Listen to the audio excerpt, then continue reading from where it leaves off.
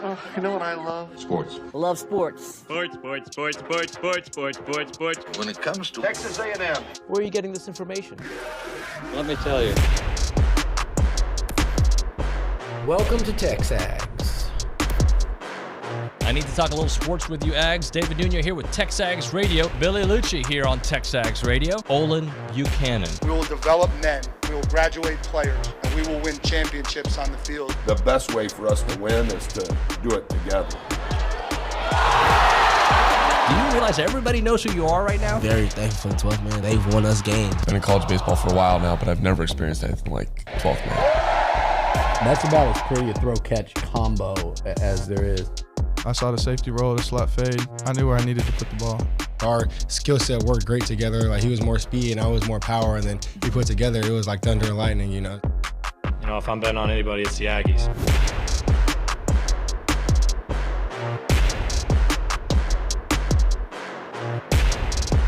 So, look, we should start with football, basketball, whatever, right? Like, or baseball. But traffic in town, can you explain to me what's going on, OB? Because, like, at least my commute this morning, which was later than yours, there was, like, schools in session traffic. Took me longer than you. There was a lot of, is there something going on that I don't know about? Not that I know of, because I got here, you know, easy. It was an easy drive. Okay. Of course, like you said, I got here a little bit earlier. I don't know, maybe are more teachers doing some work day or something? And I don't know. Maybe my wife thought it was because it was move-in day or move-out day, whatever. Like, okay. But it was just surprising that I saw so much traffic on the way here. They're already moving in? I don't think so. I mean, I know think the they're moving athletes. out. Okay. Hey, but we got practice starting Wednesday. Yes, we do. We got a press conference tomorrow to talk about practice starting on Wednesday. Yes, we do. We've got superstars at that press conference. Yeah, we do. We've got Mike Elko. Yeah. We've got Connor Wigman. Yeah. We've got, is it Bryce Anderson? Think so. Is there anybody else? There's one more, Yeah, right? there's one more. I'd have to look it up. Let's see. While he looks it up, it's TexAgs Radio, presented by David Gardner's Jewelers, Rollo Insurance Studio. Go Hour, presented by The Warehouse at CC Creations. Today is Monday, July 29th. Noah Thomas. 2024. He was at our preseason kickoff. Now it's funny. We'll have a lot to talk about Tuesday, Wednesday, Thursday, and then we won't have that much to talk about anymore because it just becomes practice. And for our eyes, it's not like we're gonna give you a daily practice report on the radio show like this guy blocked really well on Tuesday. It's the games that are gonna matter, but at least we have the ramp up now. Yeah, you know, we're going to get into, what do we got, 33 days now till the start of the season. So we'll touch on a lot of the same talking points we've touched on in the last 6 months. Yeah. But now it becomes a little more, what's the word I want to say when you're, why am I, coaches always say urgent. Yeah, I was thinking there's that. more of a sense of urgency now, you know, because it's getting close, it's getting real, and now they're actually preparing for the game. Yep. For the opening of the season, and not just, okay, yeah, we're getting ready for the season. We want to see what this guy can do. We got to make sure this guy can block Notre Dame. One of the things I liked about what Coach Elko said at our preseason kickoffs on Saturday was that, like, in the beginning, these guys, and this is typical of a new regime, right, are learning the Elko way, the Tommy Moffitt way, the Con Klein way, right? They're learning the way, Jay Bateman way. But he said, like, we've had all buy-in since the spring. Everybody's bought into what we want to do. And hopefully that means that they'll start off their camp in the not only in the right headspace, the right physical space, so there isn't that kind of delay because they have learned the Elko way with half your roster being turned over, with most of your starters back, or many of your starters back. It's my opinion, and this could be dead wrong, but it's my opinion that athletes, especially successful ones, typically, because guys in college typically came from successful high school programs where you know, discipline, things like that, and that they embrace it. Mm-hmm. They embrace discipline. They embrace expectations. When there are demands, typically an athlete will strive to meet those demands. Sure. Now some won't, and you know, there've been players here that we know that when Elko came in and said, hey, here's some demands. These are some things that are not negotiable. These are the things you have to do to be in the program. Some left. Yeah. Okay, I think that's addition by subtraction. So, you talk to a guy like Trey Zoon when we were up in Dallas, and here's a guy that's absolutely embraced the changes. That hey, you have to be here to do this workout, and you have to be here for this lunch and dinner because it's all about camaraderie and team building. And he embraced it, and you get the feeling that a guy like that feels like it's been overdue. Yep. One thing going to the culture, one thing that I'm super excited about. So I'm looking online here. It looks like Tommy Moffitt was hired December the 13th. Okay. Okay. So in 7 months, he's put in a foundation and a groundwork, right? And to me, the thing that should make everybody excited is you look at the physical transformation of some of these players physically from what they look like from one season to the next. And we expect, freshman year, sophomore year for your bodies to change. Not as much entering your junior year, in my opinion. But I thought Trey Zoon looked like a different person. And I'm not saying he looks like Arnold Schwarzenegger, but he looked he's more muscular, yeah, right? A little more cut, if you will. Well, one day Jaden Platt was in here. Yeah. And Jaden Platt, now, your point from freshman to sophomore. That we expect that. I mean, they're all big guys, right? But Jaden Platt came in here a couple of weeks ago. And, man, he had muscles on muscles. Yeah, he just looks different. He's not just a big guy. He looks like a big, strong guy. Shamar Turner, we expect him to look like a beast. Right. He looked like more of a beast. Yeah, and it's so much of it looks like it's because when we were interviewing him, man, the guy just has some tree trunk, thick legs. It looks like that they might have put some emphasis on lower body work. Why? Because he's going to play inside. So, yeah, I look, hopefully it works out here. I'm going to give you one with more. Tommy Moffitt the way it has everywhere else. Let me give you one more. Yeah. I saw Noah Thomas on Saturday. Now that's important. He looked, I don't want to say like a different person, but when you talk about somebody's been in the gym for 6 months and their body starts to transform, that's what he looks like. Well, I don't know if you'll remember this. I don't expect you to. Probably the only person who remember it was me because but I asked Mike Elko back in the spring, what does Noah Thomas have to do to become a number one receiver? Yeah. Or I said, can he be or whatever? And he said, well, yeah, he can. He's got all this, but he needs to get bigger and stronger. Well, you're telling me that Noah looks like he's gotten bigger and stronger. He looked bigger and stronger to me. Yeah. So there's no doubting his hands. I know that this happens every year. So I don't want to be a prisoner of the moment to where I'm like, oh my God, this is a complete change. I know that people put in work, whatever program they go to, whatever strength, that is part of the process. But to me, it's glaring. Right. Like it is an obvious, like, oh, dude, this dude's been lifting. Well, once again, I always go back to this. Look at A&M's better programs or better teams, whether it be, their 2020 or 2012, 13, or back when RC was Slocum was here, and say, hey, look, who were the strength and conditioning coaches? Yeah. They were Mike Clark. They were Larry Jackson. They were Jerry Schmidt. Not just guys who were, big, strong guys, but guys that were considered elite among their peers.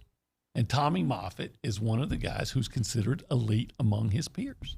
So here's a personal story about Saturday. I made comment about this when I spoke at the preseason kickoff, but something that to me, like the certain things that get me like kind of, so I've covered some super athletes in my career. J.J. Watt, Andre Johnson from a Houston perspective, Akeem, Scottie Pippen, Charles Barkley. I've covered some, and those guys, there's, when you cover them, I've been there in LeBron with Dirk in the locker room. And it's a cool moment. Like to me, Charles Barkley is as cool as it gets in a locker room.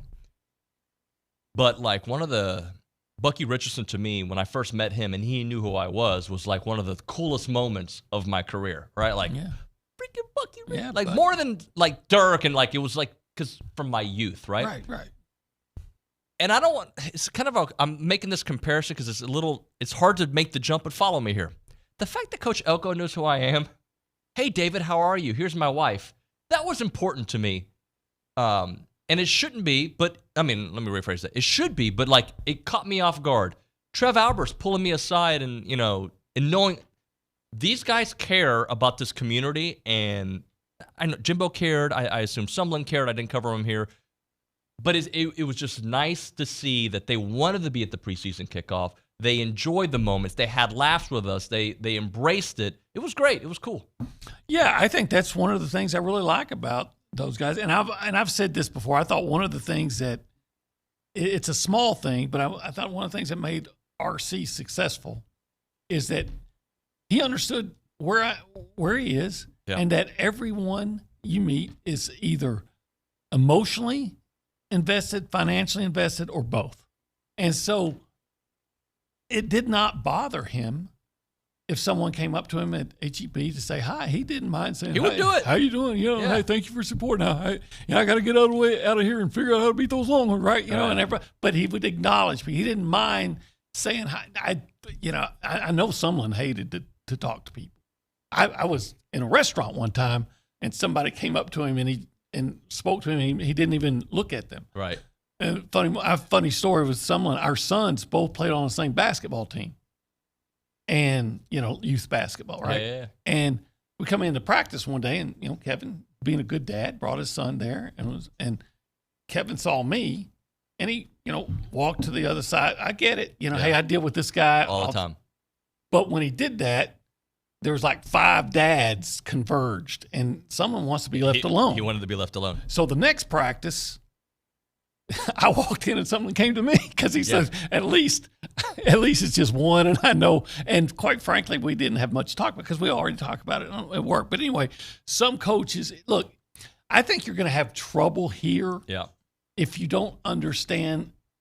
You want to put your culture of your team right, but if you don't understand the culture of Texas A&M, look, all these people want you to be successful. And quite frankly, with NIL and the need to raise money now, I think a smart coach will acknowledge and will be a part of the community. Well, they're all bought in. I'm going to give another example of a story. I saw Chris Paul at Annalise's soccer practice back in whenever he played for the Rockets years back. And he made eye contact with me and did a beeline. I didn't even know he knew who I was. He goes, "Who's this little lady?" And he took a picture with her, and then he played soccer with the kids. That's the kind of stuff I'm talking about, the same kind of feel I got from our coaches there. I'll give Buzz credit on this. Buzz had a brilliant idea to bring a bunch of the coaches on campus up on stage and do to give them some love. And I thought it was great. I thought he had some awesome questions. He did his prep. Those coaches come on these shows regularly, so it was cool to see them on a different platform. Weekly, by the way. Well, sounds great. Yeah, and we appreciate those coaches too. Hey, nobody's a bigger fan of Mark Weaver than me, right? Right. The Dreamweaver, Garrett Chadwell, and by the way, Coach G. Yeah, well, you gotta love Coach G. Gosh, I like coaches that want to be here. Coach G wants to be here. Yeah, and he speaks like I didn't know what to expect because I know he's got some opinions, right? Yeah. He let it all out there. It was great. I was proud of him. I heard about it. Yeah, he was great. If you want to be a part of the conversation this morning, you can call us up at 979-693-1150. We'll pick it up, and all of our guests on the Boss Firearms hotline. Boss Firearms, they buy used guns, ammo, accessories. Go to bossfirearms.com and start earning money like a boss. Can we give away a little coffee? I think we can. What do you think? I was going to say, not 33rd texter, because that's too much math for Carson to do. Too many days. But what do you think? 3 times 3 for 9? 9 sounds good to me. 9. 9th texture. Isn't that Noah Thomas's number? It is, and we just talked about him. It's not? He's not? He don't wear 9. What's he wearing? Huh? Noah Thomas wears number 3. Oh, Jade Walker's number 9. Jade, not Walker, 9. Yeah. 3 times 3 equals 9. 2 really good receivers. And we should know these uniform numbers. All right. Well, I will by the time the season starts. Hey, I started my prep yesterday. I've been out of football mode for a while. I haven't played a video game, I don't know when, but my boys got the college football game. Yeah, my son has it too. And they were playing, and then Christian was Texas A&M, and it was great to recall when I'd see a certain number. There's Bryce Anderson. Dad, how do you know? Because I have to. Well, except this morning. Huh? That's number 1. He is I know number that one. one. Yeah, he is number one. All right, TexAgs Coffee presented. Wait, this is Coffee Talk presented by TexAgs Coffee. Beat the hell out of mornings by going to texags.com/coffee. The 9th texter to send in the word coffee. Let's go around the room and say hello to the people. We go behind the glass and we say hi to Nick Savage. Nick, good morning, buddy. Howdy, good morning, y'all. What's up? I was really impressed with Trev Alberts on Saturday, and I know a lot of the Aggies in attendance were. I related to his comment, and I really liked his comment where he was talking about, the college football world, how it's constantly changing, and what A&M needs to do to catch up. And he said, "This is all I think about. I can't stop thinking about it." Like, I relate to that because I'm thinking that way for the radio show or play-by-play. Like, what do I need to be doing? What steps do I need to be doing? And I'm happy that there's someone at the top that's thinking like that because. Usually if you're dead set on a goal, you're going to get there. So I was really impressed with Trev Alberts, and it was fun to meet everybody. It was, it's cool to have people come up to you and tell you that they enjoy the show and whatnot. So that was my first kickoff event ever, and hopefully not my last. It's your last. You don't want to, fire I'm me. just kidding. No, it's not your last. It was cool, and it's funny, like these events, you see some of the same faces every year, and I didn't get to go to the Friday night event. I wish I would have been able to go to the happy hour. I was happy I was with my dad, celebrating his 94th. Priorities. Which is tomorrow, by the way. He'll be 94 tomorrow, so pops to my dad. I was walking through the MSC when I first got there to say hello to people, and I heard a guy say, Olin Buchanan. I turned around. Anyway, look, I'm going to make it a much short story. This guy, hey, Paul from Weatherford. I should have asked for your autograph because he asked for mine. He had my book. And he said, my wife bought me this in like 06 and whatever. And I just and he was hoping to find me that I'd be, and I'm like, so she's the one that bought it. That's great. Thanks. So wait, Olin, you've written a book? Yeah. Haven't you been to his Wikipedia page? It's a glorified pamphlet, basically. Oh, interesting. In fact, it's back here on the set of TexAgs Radio. Maybe that's what we do for our new intern class. Everybody's required reading to join the team is to read that book and watch Varsity Blues. And I'm sorry to go on there. I didn't mean it before, but it's not that great. I'm telling you myself. And what the deal was, I was working for a newspaper in Austin. Yeah. And I was getting into basketball season. And whoever was contracted to do the book for A&M Stadium Stories, told them, like, I can't do it. Oh. And so I get a call, like, in late November, hey, can you get this thing done by February? Okay. And my wife's pregnant at the time, so I'm thinking, I need as much money as I can get, so I take it on. So this book was written typically between, say, 11 p.m. and 2 a.m., in hotel room beds after covering basketball games. Oh, wow. And then my son was born during the process. So it was crazy. What a crazy. But it's there. Anyway, hey, Paul from Weatherford, thank you. Thank you for having the book and asking for the autograph. Another cool special thing. So the last couple of years, my boys have gone and enjoyed it. This year about the girls. Oh, how Annalise and Isla. I knew that Isla had hit the point of, all right, I've been here long enough, Dad. Probably about an hour into it. She enjoyed it, but you could tell she was like, all right, okay. I get it. Let's wrap this up. Yeah, let's wrap this up. But she had a good time. Annalise was listening and asking questions afterwards. She's 13 and 11, their age. It was great to see them, and they were a little surprised by the amount of people who knew their names and that they were soccer players. Like, they're like, Dad, how do they know? Like, sweetie, we talk about you. That's what we do. Yeah. I can always remember, I might have told you this story, when Irma came down from Tennessee, because I lived here 2 years without her, and she went to the bank to open up an account, and the banker asked for her driver's license. Her driver, and he goes, Irma, hey, you just moved down from Tennessee. I hope you found a job yet. She's like, wait, what just happened here? Some guy she never knew before. But, hey, that's the life we live, and we loved it. We love that. That's one of the things I love about College Station. It's such a friendly, open community. All right, let's go to the Angry Elephant News and Social Center. I think we'll find Carson Stein there. Carson, good morning, buddy. Good morning, guys. How are y'all doing today? Good. How are you? I'm good. You guys are talking about getting recognized. I've been recognized a couple times now. I knew it was coming. A couple people are starting to recognize me, so, I recognized him when I went through the line at the grocery store. Tower Point? Yeah. Can we tell the people? Yeah, go ahead. Go ahead. Do people do they request to go in your lane? No, not that deep. I got to get with that guy. That guy's he could say. Hey, I admire that young man out there working a couple of jobs. While going to school. About to be 3 jobs. This guy is going to be all over the place. Yeah.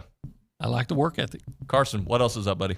I just wanted to hit on this real quick. So Texas A&M women's basketball head coach Joni Taylor is set to take part in Team USA's 2024 Paris Olympic Games. Sorry. Thank you. Dramatic pause. She's going to be seeking her 5th gold medal as a coach and as, all the roles she's been. They start and tip off against Japan at 2 p.m. Central Time, and you can watch it on Peacock.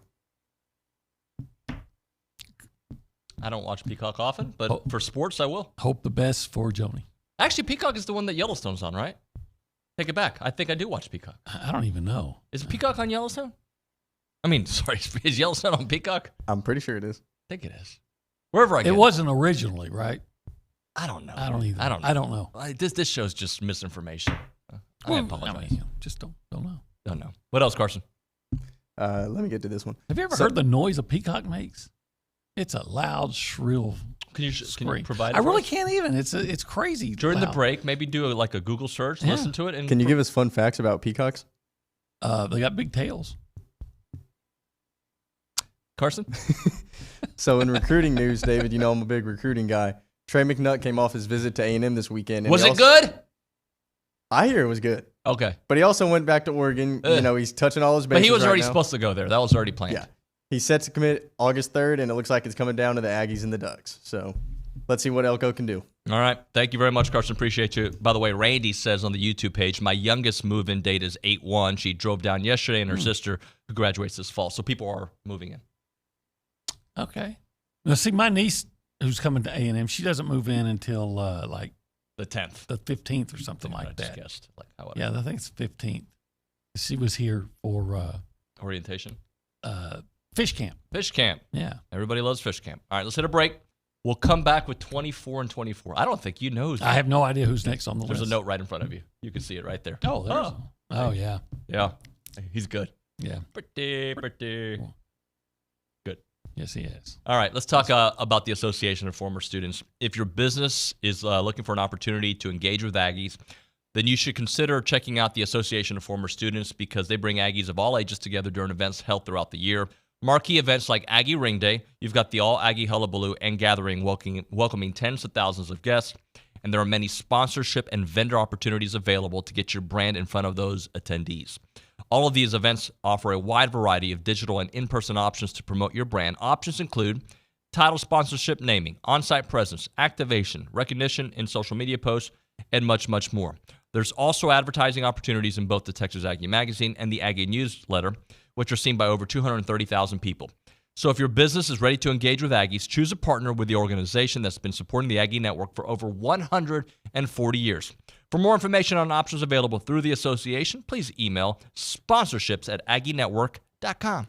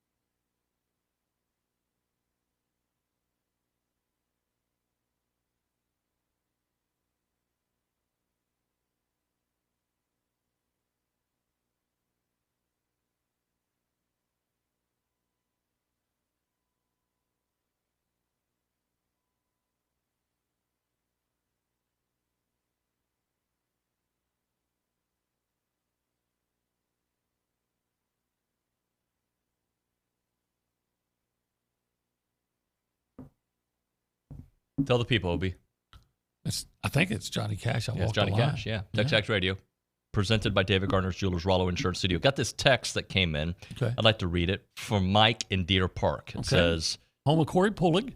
Happy birthday to Coach Elko yesterday. Yesterday was his birthday. So I know it's on your playlist. When we come back, we should probably listen to 50 Cent in the Club, where he talks about it being your birthday.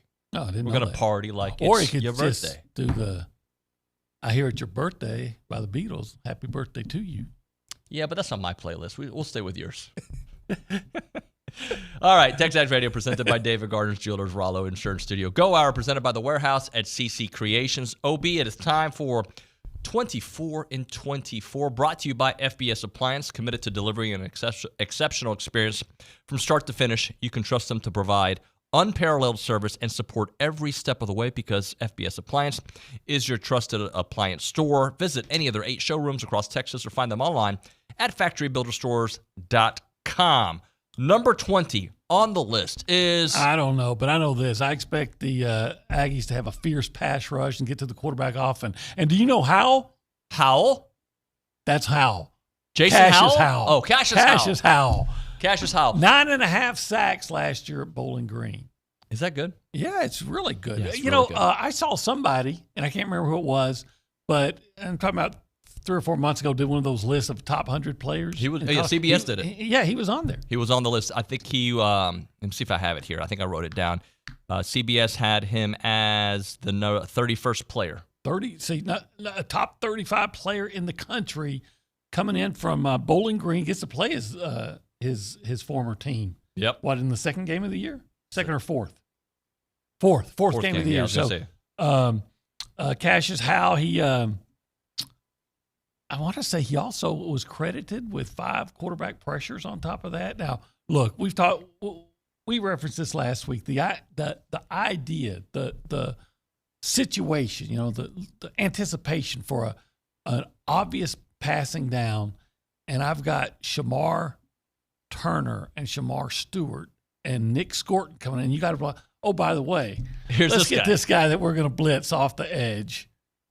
So he's listed as a linebacker, but I think with Coach Elko's system, he'll be more of an edge in this situation. Fast, ferocious, and has different moves getting past the line. But like I said, I can see them putting it as an outside linebacker, lining him up that way in certain passing situations where he's gonna come on the blitz, right? Move him around, because Scorton and Turner especially are gonna draw so much attention. Yeah. And then you have this other guy that you can move him around, and then, as an offensive line, okay, I got to make sure I know where this guy is. I got to make sure I know what this. Oh my gosh, now I got this guy. By the way, Torian York might be coming too. Yeah, it's crazy. So you can't have. Listen, you cannot have too many pass rushers. You can't. You can't get too much pressure on the quarterback. So here's another guy that has proven that he can get to the quarterback, and he probably did it on a roster where, like Nick Scorton, your opponents come to the line of scrimmage and this is the guy to block. They identify him. Wherever he is, we're going to know it because we're going to call out. I don't know. I think he wore number 0. We're going to call out where 0 is. Right? Well, okay. No, you got to. Can you really do that with the other guys on? So I think Cassius Howell makes A&M's pass rush even more ferocious. And here's the deal. We've had situations like that in the past, guys that weren't utilized. Yeah. I can go back 10 years. There were linebackers that could get to the quarterback. They didn't rush them. Yep.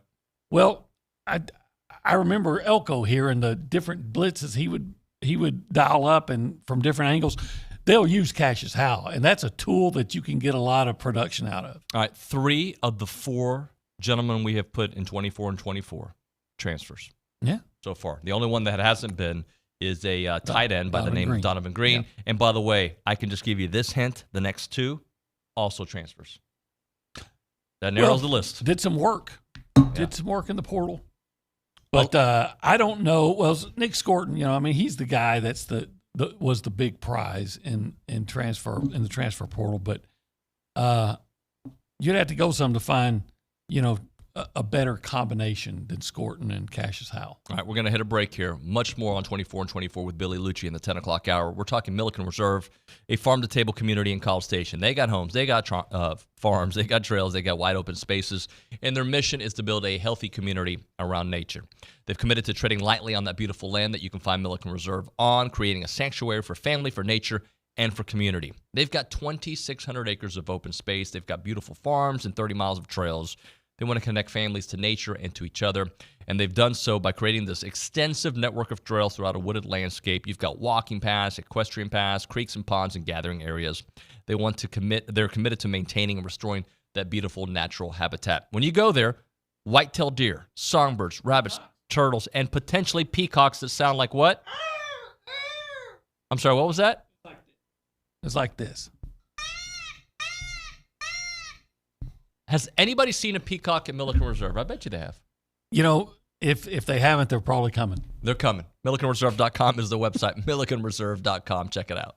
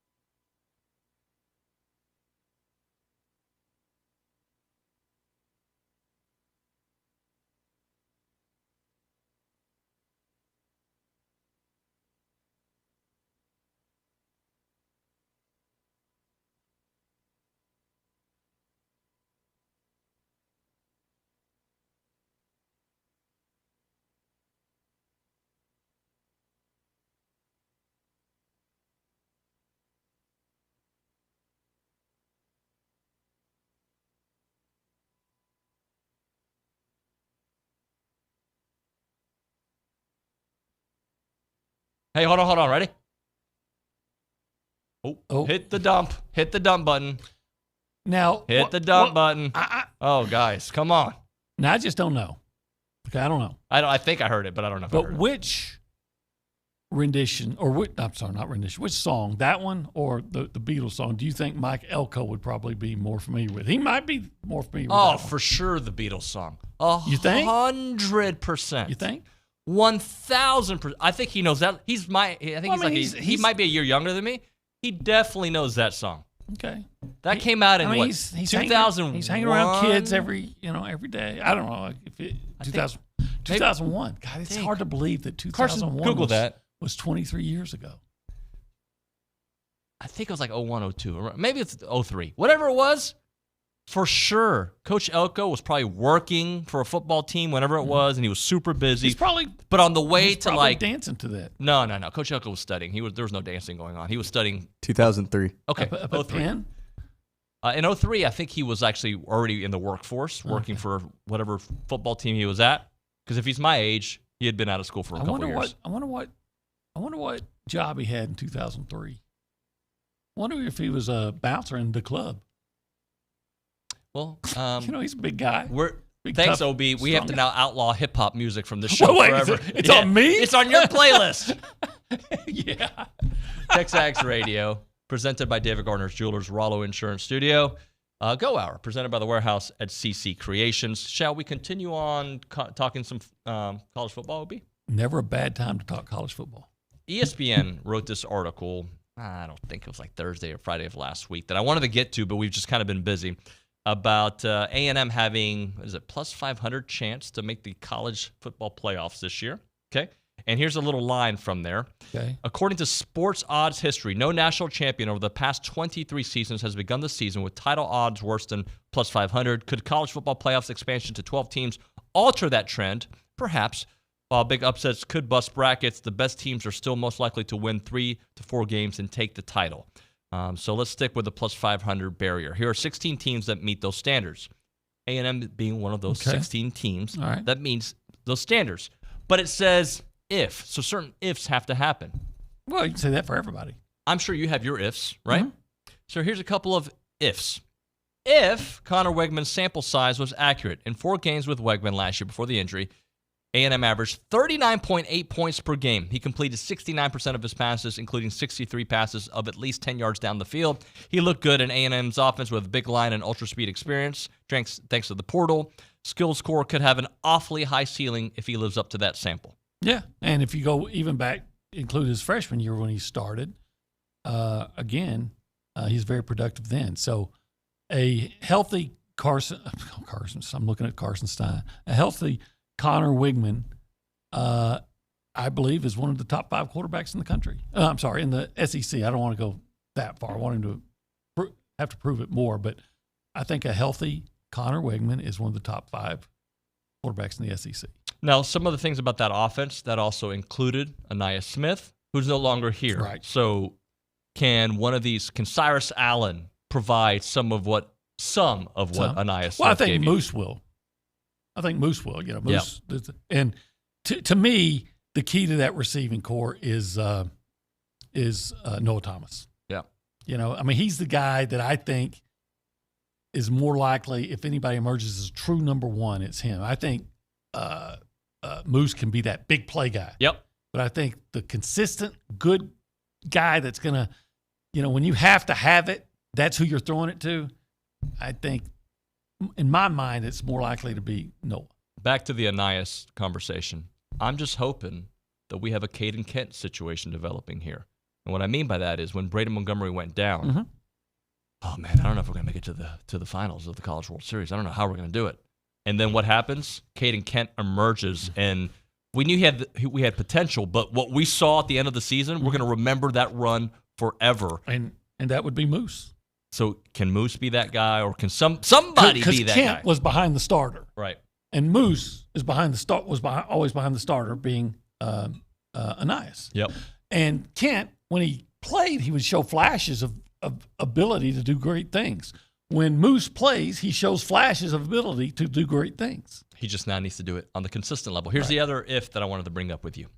if the Kansas State offense travels. New coordinator Colin Klein crafted a strong identity at K-State with lots of rushing from QB when necessary and controlled passing, but you never know whether an offense will be open the box and go situation when applied to a new roster with different levels of recruits. Well, if my memory serves, and I have to go back and look at the numbers, but it seemed like Kansas State moved the ball pretty well against Missouri last year. Missouri beat them on like a 61-yard field goal at the end of the game. Yeah. So, I mean, Missouri's defense, I don't know, was considered elite, but it wasn't considered bad either. Got 5 guys drafted in the NFL, yeah. So, and you can argue that at least from a skill situation, that A&M's what he has to work with is probably better than what he had at Kansas State. Yep. Now, he had a road grader offensive lineman that the Cowboys took in the 3rd round, right? But we'll see what the offensive line's like this year. But I think from the skill position, he probably has more to work with. You can go to ESPN.com. I think it's on their ESPN Plus side of things. But I'll read one more. I don't want to give you all of them because I don't think it'd be fair to ESPN. But here's one. It says, and here's we want to be fair with ESPN. That's actually, you know what? We'll give them all. Every single one. Sorry. No, they're good to us from getting guests.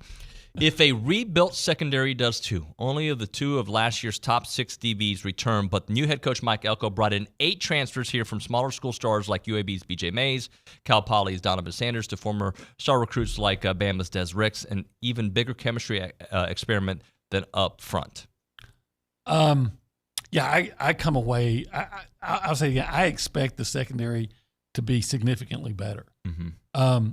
And I don't mean just to be trashing the guys they had last year, but once again, a lot of times they were in a situation where they had to put freshman corners out there. And the best thing about, really the only thing good typically about freshman corners is someday they'll be sophomore corners. Yeah. You put a freshman out there on an island and you're just asking for trouble, and they got it. So all right, let me ask you, I know what your if is, but I'm going to ask you because I don't think your if is on this list. So give me your if. Like, if this happens, playoffs are certainly in the conversation. Because the if that I see here, it's not an if for me. Right. I guess I'm not going to break it down too much because I could focus my if on the offensive line. That's where I was going to go. I could focus on the receivers, but if Colin Klein's offense is as efficient at A&M as it was at Kansas State, then because I have full confidence that the defense is going to be a top 20 defense, and if not top 10. Well, the reason I ask you that is because one of the ifs here is I don't think it's an if for me, right? Okay. And the if to me is the offensive line. Mm-hmm. Okay, the offensive line is the if in this conversation. What ESPN wrote there, if a supplemented D-line holds up. I don't have an if when it comes to the defensive line. There's no if because there's plug-and-play guys. If somebody gets hurt, next man up, and yeah, so that's supplemented. You mean by the Aggies have both recent blue. I'll read it to you. It says the Aggies have both recent blue chippers, juniors Shamar Stewart, Malik Sealer, sophomores DJ Hicks, Gabriel Brownlow, Dindy, and intriguing transfers like Nick Scorton and Cassius Howell. The payoff could be huge here, but new coordinator Jay Maitman has to get the chemistry experiment just right. Sure, that's every position group in the world. Right. Even the ones that are established. There's 131 teams in Division I now or FBS, and I would just bet as many as 125 would trade what they have in the defensive line with what A&M has in the defensive line. Maybe right 128. Now. Maybe 130. Maybe 130. Yeah. Like other than Georgia, Georgia, and there's some others that are going to look. They have good guys up front, but a lot of teams went hard to try to get Nick Scorton. A lot, Stewart could have gone somewhere else. DJ Hicks, they're still up in Oklahoma. They're still whining about DJ Hicks not going to OU. And then, of course, Shamar Turner. Yeah, okay. I'm with you. I'm not worried about to me. It felt like this. Whoever wrote this article, and I don't have it in front of me, basically like I got to come up with another reason. Chemistry. You know, like, as opposed to the if is the actual opposite side of what you just talked about. Maybe he wanted to balance it with defense and offense. I think that's the strongest part of the team next year. Yeah. If you want to say if the linebacker crew gets back to what they did last season without Edger and Cooper, I'd be willing to listen to it, right? If you're talking about defense, to me, the questions on defense are, can the secondary take a huge step with a completely rebuilt secondary, and can the linebacker crew I think a big part of the questions when you bring up the defensive line is, I think the people that don't watch A&M on a weekly basis, they remember Walter Nolan as being the number one player in the country, right? The number one prospect. Yep. And he's gone. Oh my gosh! What? Without understanding that Walter, quite frankly, underachieved here. Did he have moments? Absolutely, he had moments. Now, maybe some of them wasn't his fault. Maybe if the defensive coordinator would have kept him on the field more, he would have made more plays. But I don't think the loss of Walter is as damaging as some seem to think. And by the way, and I've said this before, and I'll still say it, and I'll still stand by this. Based on productivity in major college football, if you had to make the trade between Walter Nolan and Nick Scorton, I'm taking it. Give me Nick. Here's Eddie and Austin texting in the show. It says, we certainly have the roster to make the playoffs. Notice the team's not on this list, University of Tennessee and Mizzou. And the list he texted to the show, let me get to it, is from Vern Funquist, the official 2024 blue chip ratio from, I guess, CBS Sports. And it has 90% of blue chippers on Ohio State, 88% on Alabama, Georgia 80%, and right after that, Texas A&M at 79%, fourth on the blue chip ratio. And what is the blue chip? Who are they? Are these blue chippers when they were recruited or when they were recruited? Yeah. So these things change. I'll say, what was Nick Scorton when he was recruited? Was he a 3-4 star? He got up to 4-star. He got up to 4-star. But would they be considered a blue chipper? I don't think so. Otherwise, he would probably ended up at Purdue. To me, a blue chipper is a 5-star. So anyway, I don't worry. If Anaya Smith and Edgerrin Cooper had decided to come back for another year, first of all, I couldn't have ever asked for Sorry. Chris. According to Mr. Google, a blue chipper is synonymous with 4-star and 5-star recruits. Okay. I'm surprised that Nick, you know what? He was probably a 3-star on some lists, right? But great. I'm glad, glad everything worked out for Nick Scorton. I'm just saying that Nick Scorton or Walter Nolan, based on, again, what they did on in major college competition, I'm taking Nick Scorton. I'm happy with the trade, and I don't think that I would look at that defensive line as an error. Chemistry is going to be. Did you? Well, you weren't in there, I don't think. I asked. Can you hold that thought for the other side of the break? Because we're way late. Hold that thought. It's TexAgs Radio presented by David Gardner's Jewelers. What were you going to say?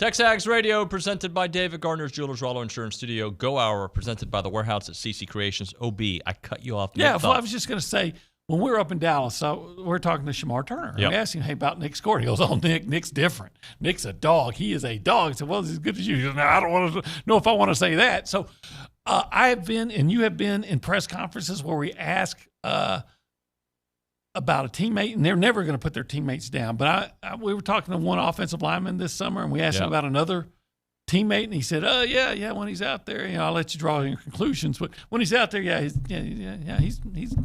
all right.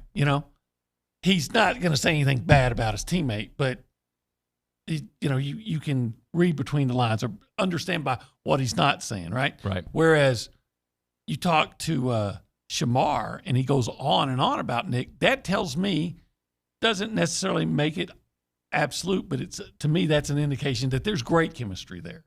That the guys come in, he's been accepted, he's liked, he's admired for what he can do. So I would be surprised if chemistry is an issue on the defense at all, but especially on that defensive front. Yeah, we've got guys who have played together. We have some new additions. And what do we want to see from Nick Scorton? Get to the quarterback, right? You get to the quarterback, which he's elite at. And you know who I think he's going to get to the quarterback. To me, the guy that's the whole key of A&M, that pass rush, is going to be Shamar Stewart. I know Turner can get there. I know Scorton can get there. Cassius House shows, hey, he can get there. Shamar Stewart showed he can too.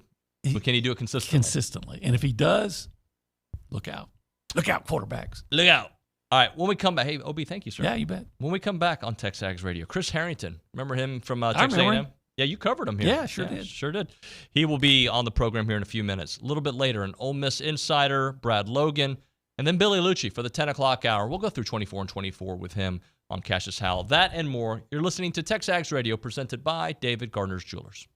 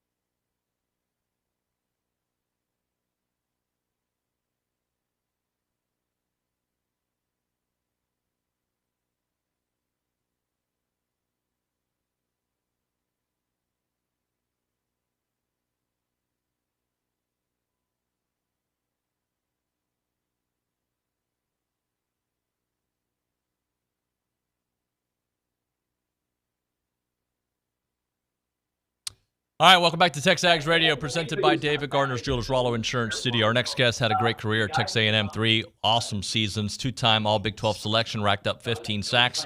Also the nephew of the great Dave Elmendorf. Chris Harrington joining us here on TexAgs Radio. Chris, what's up, man?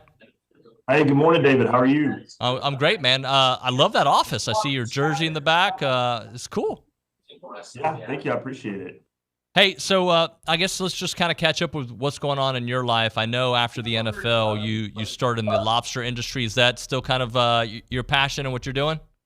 Yeah, well, what started in the lobster industry ended up getting into full-line seafood. And I guess serial entrepreneurs that we are, we started a direct-to-consumer business. My wife runs that. It's called Fish Fix. And Lone Star Lobster became Lone Star Seafood.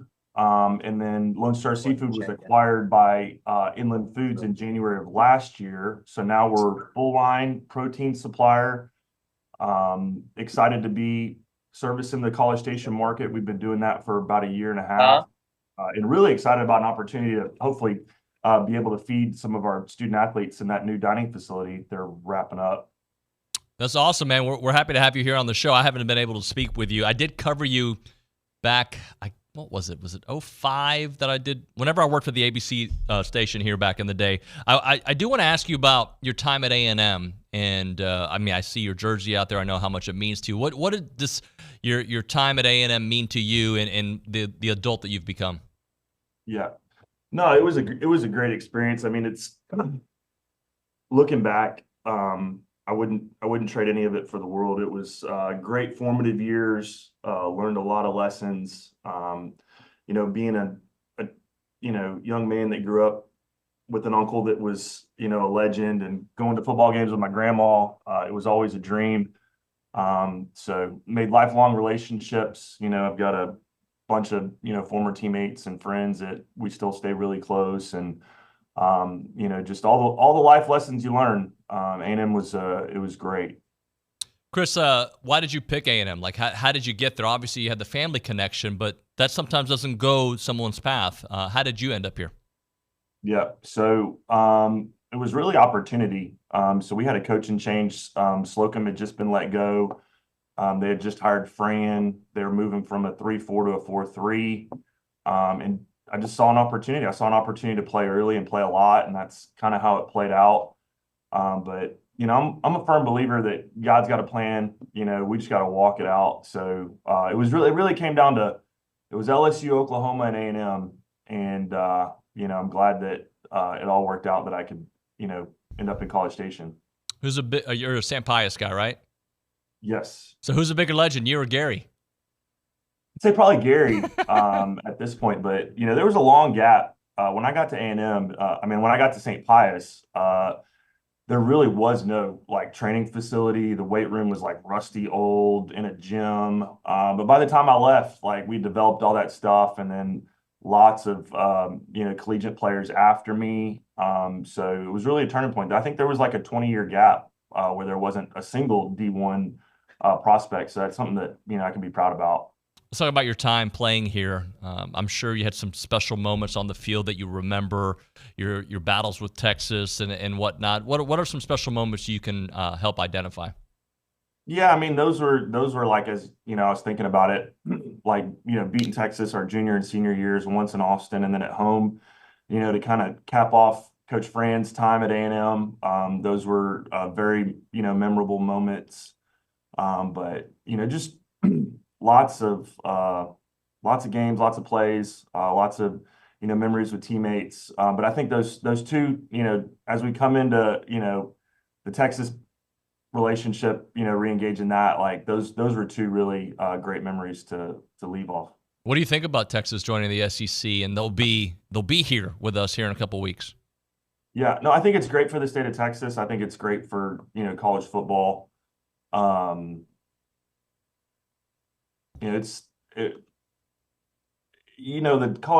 The landscape's changing. So, shifting more towards super conferences and, with all the changes in college football, I think it's a logical move. Yeah, no doubt about it. Is there a game? I know you talked about your experiences against Texas, but was there a game that was your game? That game, man, I blew up this team. I had whatever it may be. Yeah, I remember there was my junior year, I guess that was 06. We played Oklahoma at home. It was a primetime game. I just remember like that last drive, like tackle for loss, Adrian Peterson, like I was in the backfield. We set up a 4th down. They were going to punt the ball. Chad Schrader was in the backfield. They called a timeout, decided to go for it. It was kind of a bittersweet ending, but I think that was my game. That was my breakout game that really caught people's attention, because I was like, they're not gonna score. They're not gonna get a first down. We held them, and then came up a little bit short at the end, but that was a very memorable game for me. What about your time in the NFL? I think you were there for 3 seasons, and you decided the business path was going to be where you go. Yeah, I gave it my all. NFL, they say it stands not for long, so I think 3 years is like the average. So I made it the average. It was good. It was, my wife and I had just gotten married. It was an amazing adventure. Her and I kind of going off on our own and getting away from family and doing our own thing, and opened a lot of doors. I could get a lot of meetings saying, hey, I'm a NFL player, former NFL player. So it helped, get me to the next place. So it served its purpose. Yeah, no doubt about that. Let's talk about your wife. She played soccer here, right? Yeah. So Melissa Gary Harrington. She played soccer, and they won 4 Big 12 championships. So she always she's got Big 12 championship rings. I've got bowl rings. She's got Big 12 championship rings. So that was pretty cool. But we met in College Station. Started dating actually right before my senior football season. So that was a little distracting. But I left. We stayed pen pals. I came back, over the holidays and proposed, and I guess the rest is history. What a great story. I want to switch to now in A&M football, and let's kind of go through, like you've been here for, you've seen the revolving door at coach, why it has worked, why it hasn't worked. It didn't work with Fran. It didn't really work with Sherm. It worked a little bit with Summy. It worked a little bit with Jimbo, but overall there hasn't been the consistency. Why do you think that's the case? Well, I think, as an Aggie, we're very passionate. Sometimes too much so. I've seen people have success, and it just leads to failure. I guess what I've seen, I can't really speak to the past, but what I've seen thus far, I took my boys up to practice in the spring. What I've, in our text thread, like in our my former teammates, all of our text thread, Elko was the guy. Elko was the guy that we wanted. And the reason that we wanted Elko was because, one, he'd been here. He'd been successful here. He was a defensive-minded coach. When's the last time, if you look at that list of coaches, any one of those defensive-minded? No. All of those guys are, offensive coaches. You got to go back to Slocum, the last time we had a defensive-minded head coach. So, the things we've seen, it's been a really calm offseason. You haven't seen any headlines. Discipline is really important. Accountability is really important. 50% turnover on a roster, that's a lot of work, and that's big moves. And, kind of thinking about the NIL is like, you've got the ability to turn over a roster in a season, which never existed before. So I guarantee you, they scoured the earth. They scoured film. They were looking for a certain attitude, work ethic, accountability, character, those type of things. So I'm excited to see how that plays out in this season. Are you worried about the chemistry, though, because it is such a turnover and a new staff, and they're setting their culture, which I think they've done a great job of doing so. But what about that chemistry piece on the field? Yeah, I think that's developed, through reps and repetition and time spent together. Any relationship, it's spending time together. It's going through the ups and downs. It's learning to trust each other, learning how to communicate, and all that comes with time. So I'm excited to see, fall camp open up, more reps, more practice, more time together so that the team can, really gel. But I trust Elko. Like, he's been successful. The things that I see are really in line with A&M and our core values and what's made us so special. So I'm excited to see, how the team comes together. as we go into fall camp. Chris, when you watch the film, anything jump out about a Coach Elko-led defense, maybe from his time at A&M or his other stops? Yeah, I mean, you're just going to see relentless effort. You're going to see tenacity. You're going to see pursuit to the ball. Those are all Elko defensive, very aggressive. Things that's how I like to play the game. Sideline to sideline. You don't stop until the whistle blows. Just relentless attitude and effort. You can expect that. I expect it. Talking to Chris Harrington here on TexAgs Radio, presented by David Gardner's Jewelers Rollo Insurance Studio. Let's talk about that first game against Notre Dame, because I don't know if it's the most important game. Obviously, the Texas game has a huge importance. The start of the season, for obvious reasons, has a huge importance. But what do you think about that first game against Notre Dame and the kind of tone it can set for the remainder of the season? Yeah. Well, I think everybody knows that it's out there on the calendar. I think everybody's known since, it got put on there. So that I think the pressure's there. The thing is, we really have no control over the outputs. It's all about the inputs. So if they focus on the inputs, all the strategy they put together the team, they're rolling out the strategy. If they execute and practice and come together as a team, it's very important. It's a great opportunity, and there's tremendous amount of pressure on them to do well. But you got to control the inputs. So I think that's the most important in business and football and anything. The scoreboards, that's the output. You got to control the inputs, and so it seems like all the inputs are coming in right. So.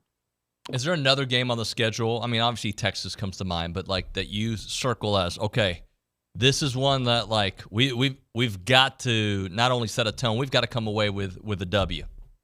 Yeah. What do you think? I think Florida. To me, Florida. Yeah, absolutely. Early season away game. Yeah. Absolutely. They haven't won on the road since the Missouri game in 2021. I mean, a true road game. They've won at Jerry World, but a true road game since then. To me, that has to get done. It has to be done. Yeah. Well, I'm excited. I'm excited to see a defensive-minded head coach. I'm excited to see a fresh group of talent that's been scoured the earth to find with the type of character and motor and core values and things that they're looking for come together. I'm excited to see Kyle Field packed to start the season. It's going to be loud. You got a 6:30 game time. I'm excited to be a part of that, hear that. So those early season pressure filled moments is what brings that. It's going to bring that team together, get them to gel together as they go through pressure, have some success. Those are the things that really solidify a team.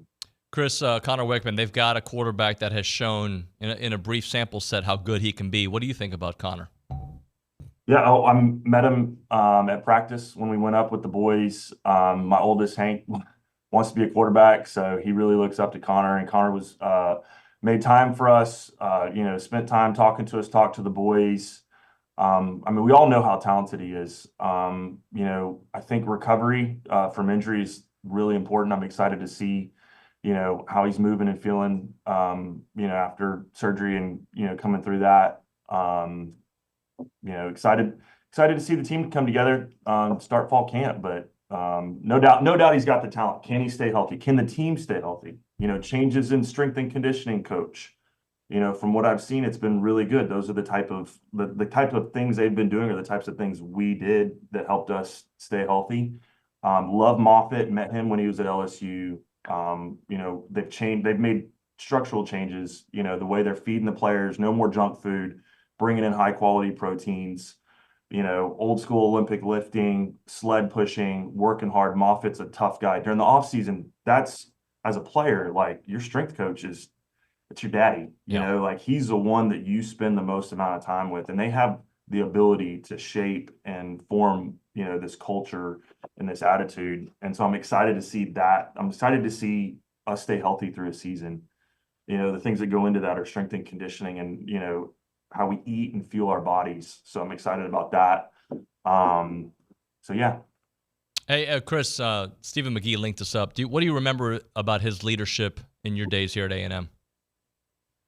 Well, tough as nails, that's for sure. You take one of the top passing quarterbacks in, Texas high school history and turn him into an option quarterback, and he adapted and grew. I mean, he was in there in the weight room with us, doing all the Olympic lifts and, pushing and grinding like we did. And, I have memories of Stephen just battered and bruised and never quit and always kept going. So I'll always have a tremendous amount of respect for him for that. That quarterback room, especially the year that I was here with Stephen and Reggie. I mean, what a group, man. Yeah. Well, I mean, if you think about it, you got Tannehill after that. You got Gerard Johnson. Those are two, one's coaching in the NFL, one's been playing for 10 years in the NFL at a very high level.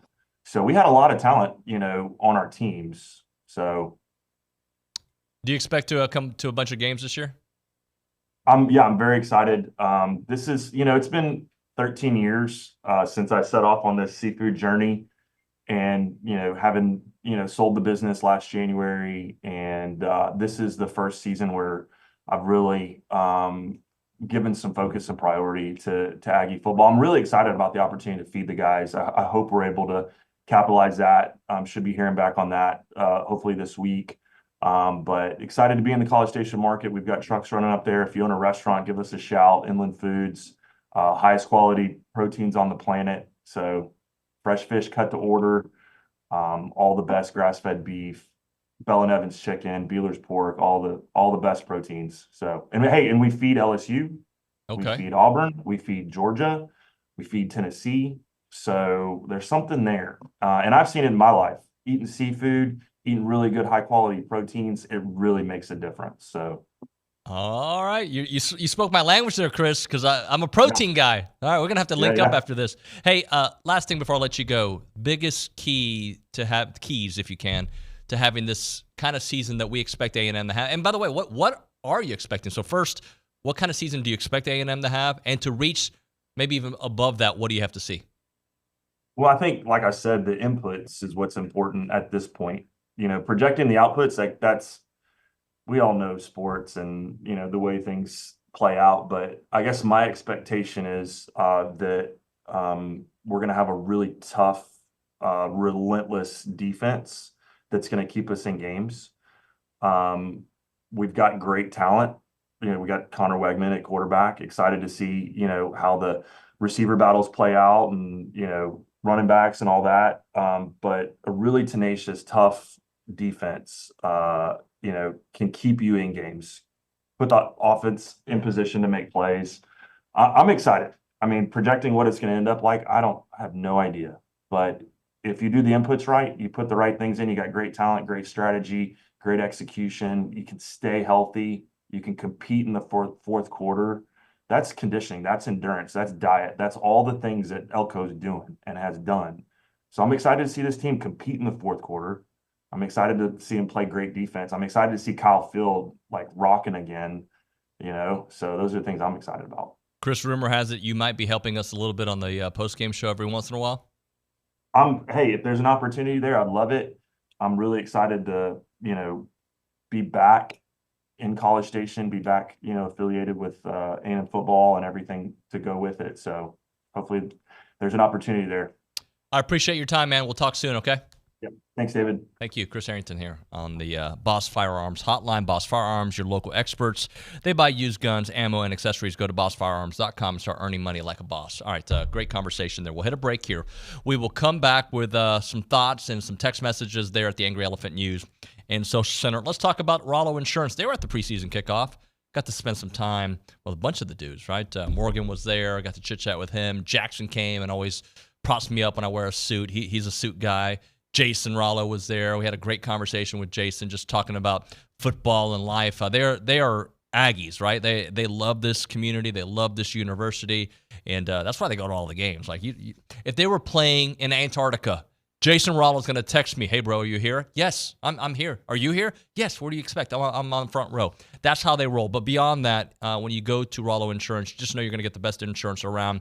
They want to do the shopping for you so that you can accomplish all of your insurance goals. They want to make sure that you know what you're paying for. They've got offices all over the state of Texas, 53, Houston, DFW, Tyler, Austin, San Antonio, west of the Panhandle, and you've got everything outside of Texas as well, New Mexico, you name it.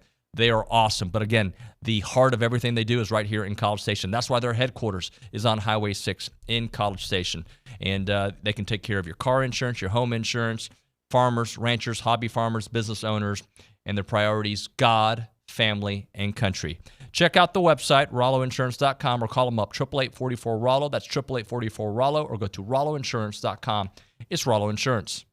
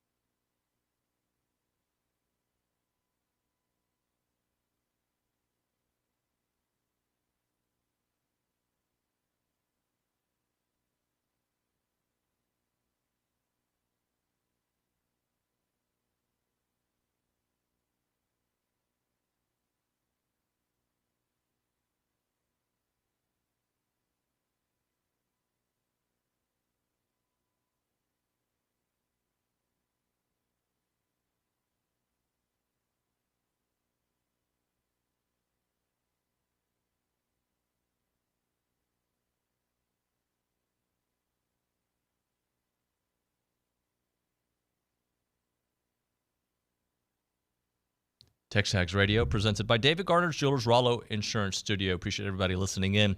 Chris Harrington, was fun to chit-chat with him and catch up with everything happening in his life. In the next half hour, we're going to have Brad Logan, who's an Ole Miss insider. We'll talk about Ole Miss and Walter Nolan and all the changes that they've made, and the expectation level for the Rebs is obviously to make the playoffs. Is making the playoffs enough? We'll get his thoughts on that. And then Billy Liucci for the 10 o'clock hour. We'll see if there's any tidbits he can share with us on the pool party.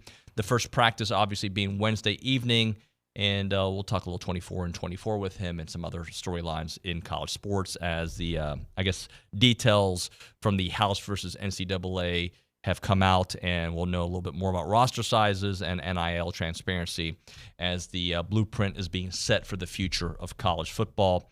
And so we got some things to get into here on the program. All right, 979-693-1150 is the phone number. If you want to be a part of the conversation, you got a question to chat about, let us know. 979-693-1150. We go to the Angry Elephant News and Social Center. Carson Stein, you said there was a couple comments on the YouTube page that caught your attention. There are. So this one's saying these ridiculous 9-3 and 10-2 with a loss to Texas need to go away. We're beating Texas, and fans need to start acting as such. Time to get on board with what this team believes. Okay, sure. Look, you don't know, and I don't know. We don't know. What I do know is we are building towards that. And look, I have questions about Texas, but they do have a lot of talent. And they do have an easier schedule. They don't have the Missouri schedule, but they're next in line, right? And when you think about that, I believe that we're heading in the right direction. And I guess as a talk show host, I should, call my shot. Here's my shot. I think this is a 9-win team. There's a lot of things that have to go right for this to be the case, but I think this is a 9-win team. And the reason I think that is, I think the offensive line, no matter what you think, will be better than it was last year. I think the defensive backs will be better than they were last year. I think the defense will be better than it was last year. I think the quarterback play will be better than it was last year. Are all those things. Now, the wide receiver group, I hope.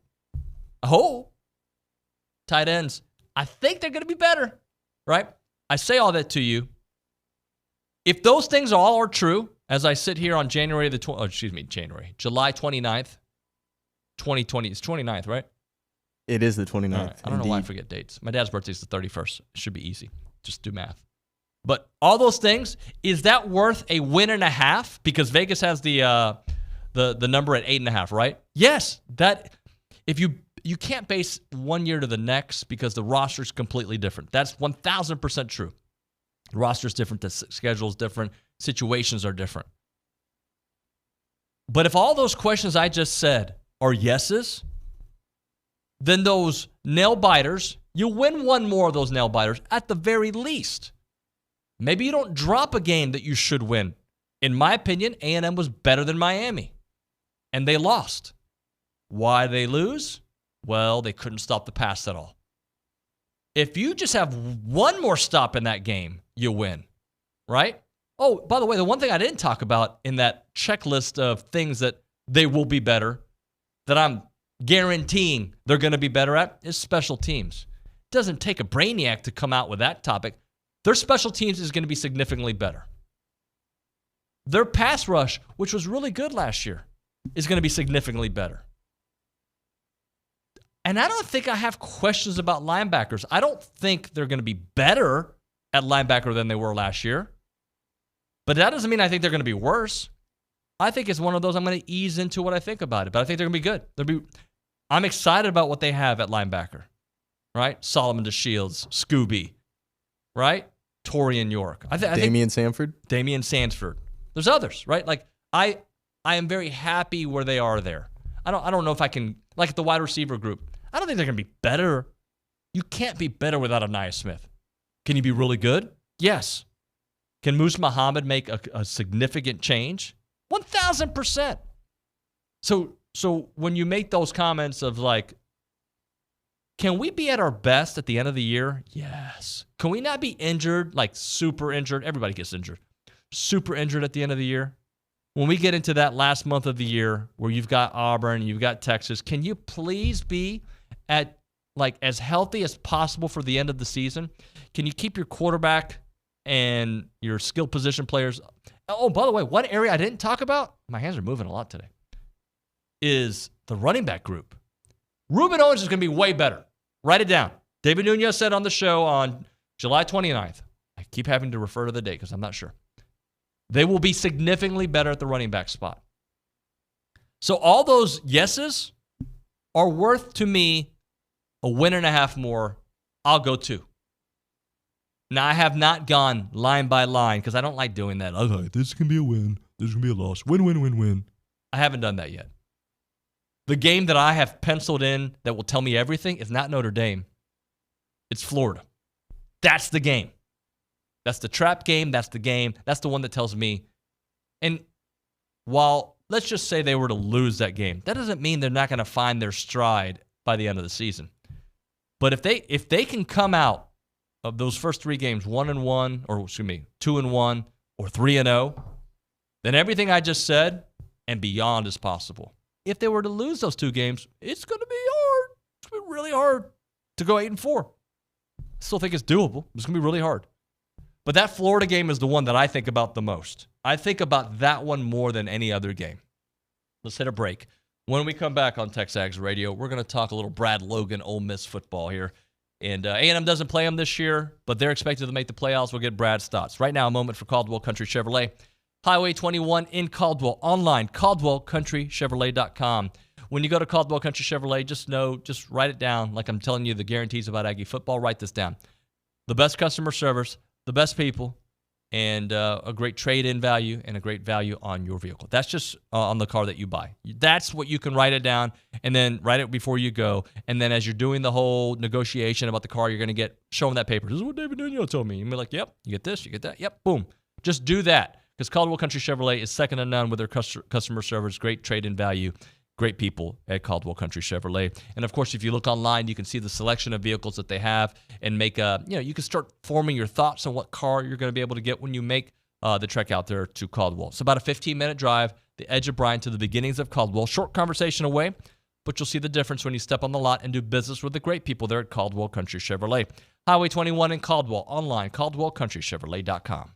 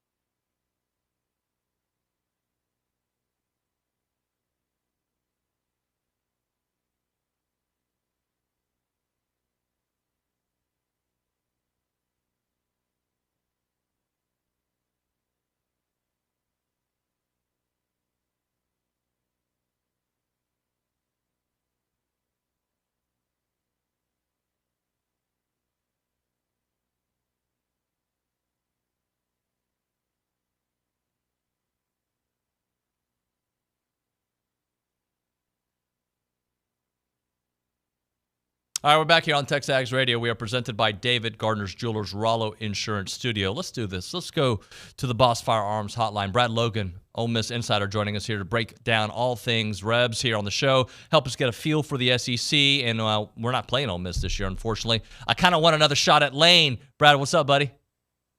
David, thanks for having me on. And, I had a chance to go back and watch that Texas A&M game from last year, and that was there for the taking for the Aggies. You take away a couple of Max Johnson turnovers, and that game's probably totally different.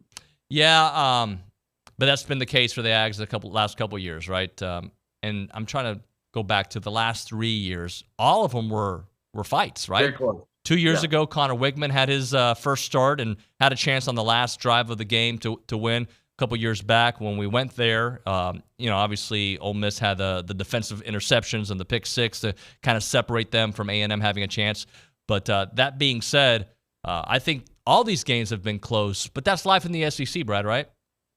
It really is. And you take a look, you look back at last year, and that was a close 38-35 loss that A&M had the year before that was there for the taking as well, 31-28, that, of course, in College Station, then a 10-point win, 29-19.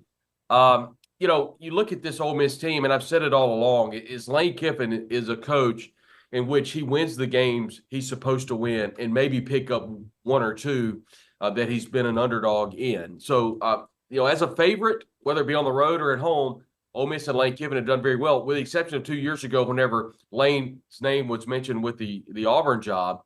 And that, of course, they lose on the road at Arkansas, come home and lose to Mississippi State and lose the bowl game and the Texas Bowl to Texas Tech. So with that 3-game set aside, Ole Miss has kind of been chalk during the career of Lane Kiffin, in which, by the way, David, this will be his 5th year at Ole Miss, and that's the longest he's ever stayed at any particular program. And it appears that he's gotten very, very, I guess you could say, comfortable as head coach at Ole Miss, at least judging by the fact that he's still in Oxford. I think most Ole Miss fans, and I'm raising my hand as a member of the media, I didn't expect him to be at Ole Miss as long as he has. Brad Logan with us. Brad Logan with us here on TexAgs Radio. You can find his work at Max South Sports. You can also find him on the Believe Ole Miss Podcast Network, and of course the Red Blue Crew Pod.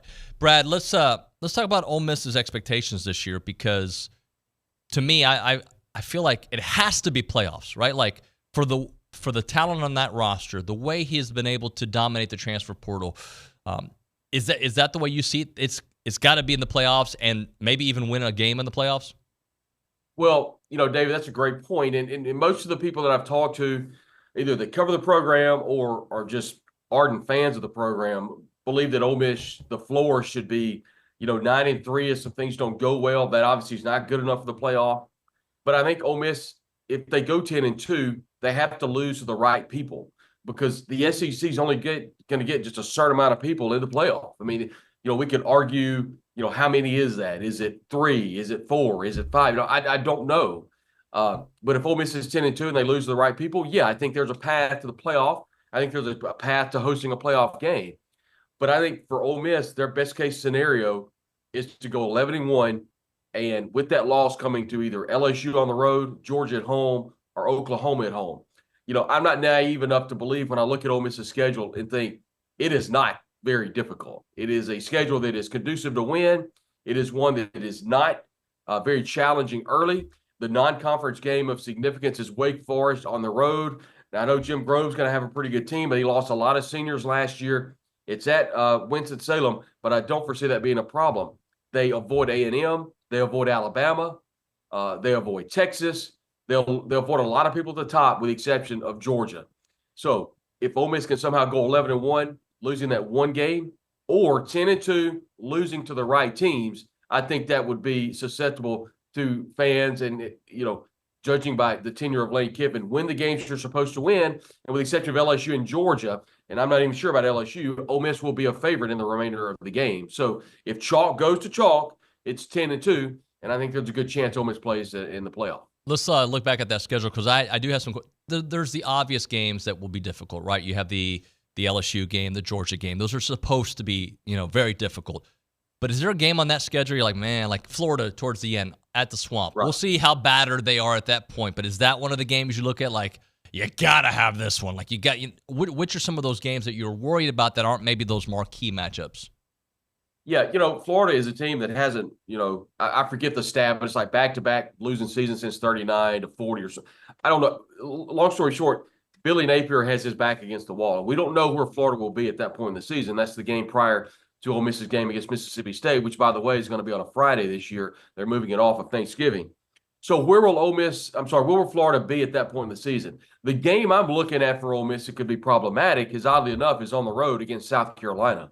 That's going to be an afternoon window, anywhere from 5:30 to 7:30. We know how Williams-Brice, they could be 0-11, 0-12, and they still fill up the arena, and that place goes crazy. So that's the game I think that Ole Miss has to kind of be on the lookout for. Shane Beamer, another coach, has kind of got his back against the wall. We'll see where Carolina is. This game is the midway point of the year on October the 5th. That actually comes after the Kentucky game, and it's in between Kentucky and LSU. And David, why I kind of point towards South Carolina, it's a bit of a trap game because I think Ole Miss is going to be looking forward ahead to that road game against LSU, because after that they come home against Oklahoma. And so I think right now that's kind of the game. But here's my thing. If you're going to go to the college football playoff and you're going to have that special season, you have to find a way to win at South Carolina. So at the end of the day, you just got to find a way to win. But I do think that's definitely one that could be problematic for Ole Miss. Brad, how have you seen Jackson Dart grow, and what do you expect from him this season? I was asked by someone on another show where I projected him in the NFL, and I frankly said I don't know. I don't know that he takes a snap in the NFL.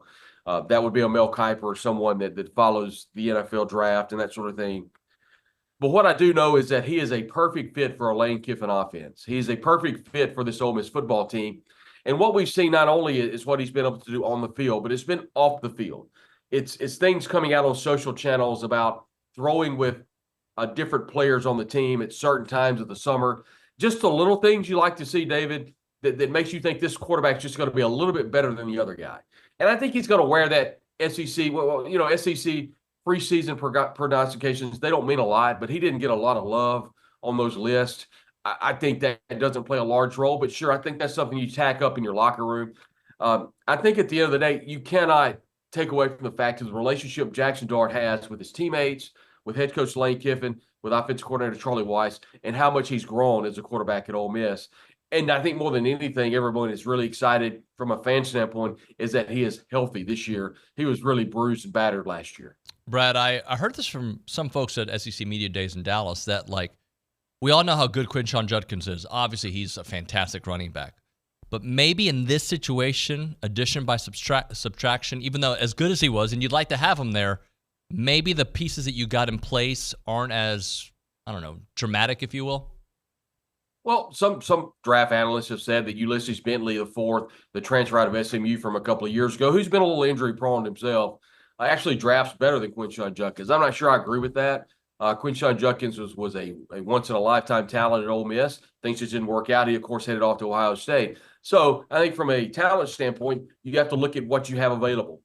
Ulysses Bentley, you get Amos, the running back, out of the portal, and then you get a Henry Parrish Jr. out of Miami, out of the transfer portal, who actually started his career with Kevin Smith at Ole Miss. So the running back room should be okay. I just kind of fall back to Lane Kiffin's made the comment during the summer, and we'll actually hear from Lane Kiffin on Wednesday as we have a media opportunity with him, and then we'll be able to talk to different players. But he's made the comment a lot that this is the most talented roster he's had on paper since he's been the head coach at Ole Miss. Now, he does throw the caveat in there. He's not seen them on the field. He's not seen them on the road and that sort of thing. But on paper, it is the most talented roster. So that's definitely something of a positive for Ole Miss going into the fall camp upcoming. What about Walter Nolan and that defense? He looks really good. And, we've seen Ole Miss is not – here's the thing about Ole Miss's defense. They've always been really good at one position or one set of positions on defense. Like, for example, really good at linebacker, suspect at D-line, and okay in secondary.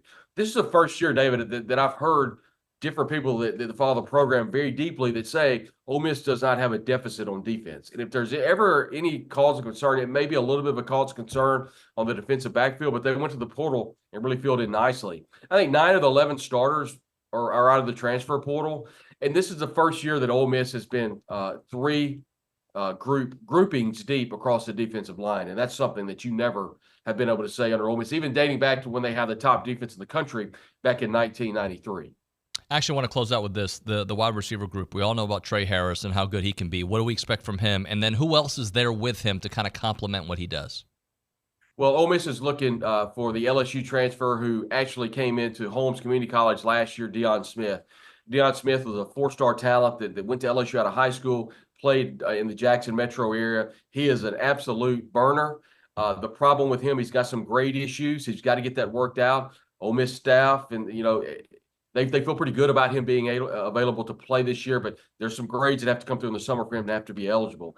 Jordan Watkins coming back is huge for this team. Jordan Watkins played with a broken right hand a large part of the year. Last year, Caden Lee came on and played really well, but I think a lot of people are excited to see what Caden Prieskorn, the all-SEC tight end, what he can do. They went hard in the portal at tight end, so there's some different options there at tight end as well. But you talk about Trey Harris, he graded incredibly well with the NFL, and he made some huge catches last year, many of them one-handed, and he's definitely someone that defense will have to be on the lookout for. But the good thing for Ole Miss is they went hard in the portal, and they're able to fill in some positions there at wide receiver as well. Brad, great stuff, man. Thanks so much for joining us. Appreciate you very much. Thanks a lot, David. Take care. Brad Logan covers Ole Miss, comes on this program often, and I appreciate his thoughts there on how they're going to look. Let's hit a break here. When we come back, we do a little Around Aggieland. Actually, let me read this first. Jack on the YouTube page. I think he's the one who made the comment earlier about 10-2 type of season. Thanks, David. Fair enough. Agree with everything you said. My point is, if we're 9-2 or 10-1 going into that Texas game, then all that you said has likely come to fruition on the field. Yep. Look, buddy, if we are 9-1 heading into the last part of the season with Auburn and Texas, this show is going to be unbearable and awesome at the same time. I hope that is what the case is. While I do baby steps on my way to what kind of a season we'll have, everything I said earlier, I firmly believe we're going to be better in all those areas, and wins will follow. That's how I feel about it. We'll hit a break. We will come back with more. It's TexAgs Radio presented by David Gardner's Jewelers.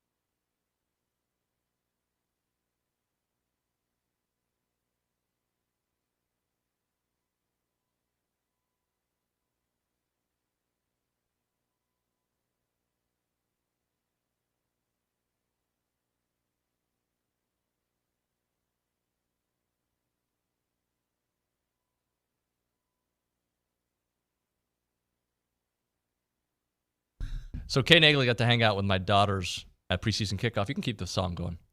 And Billy Liucci made a comment during the event that caught their attention. They both looked at me like, is this for reals? No, it's not for reals.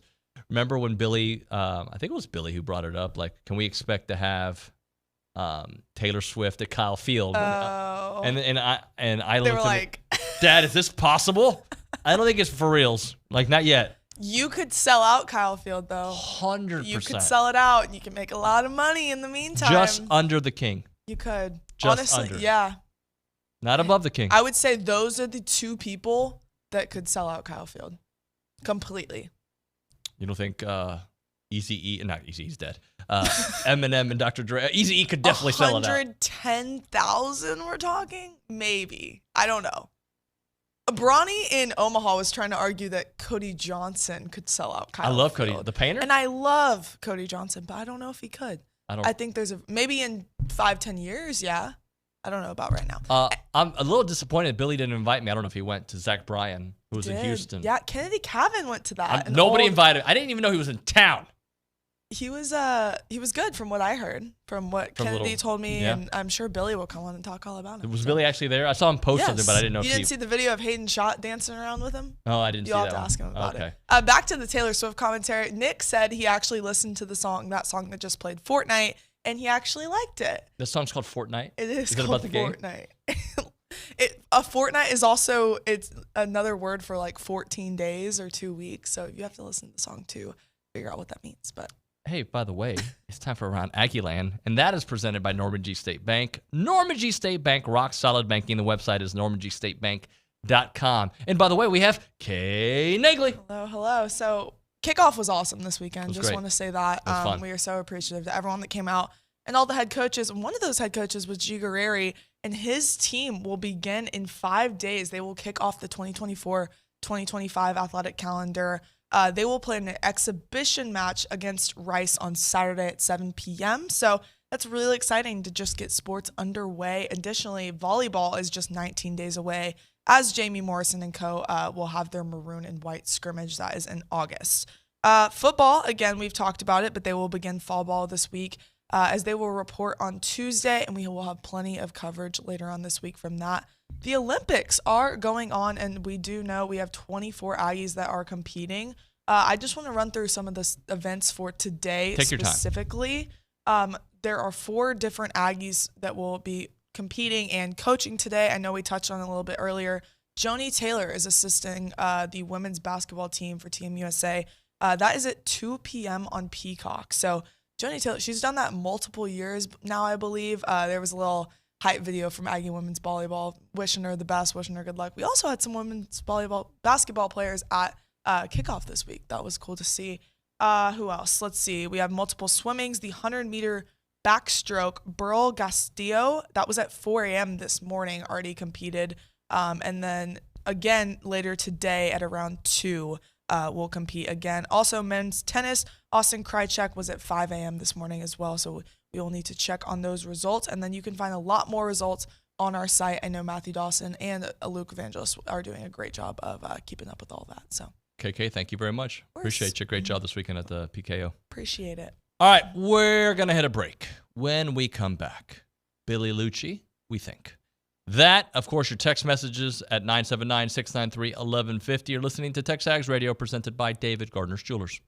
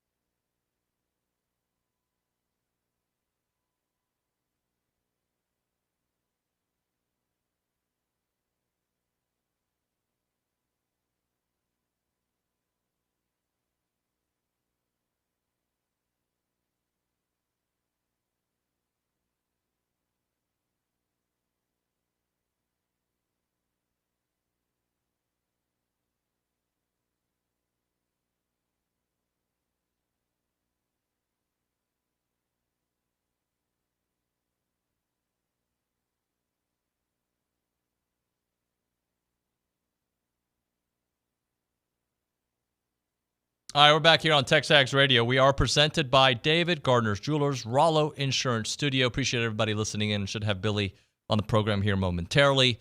Let's get to the text line. We'll go to the Angry Elephant News and Social Censor. Carson, Train Shiner's all in. Tell us more. Yes, sir. Train Shiner texted in. Once again, I'm getting excited and sucked into Aggie football. I believe in Elko, 10-2, playoff bound.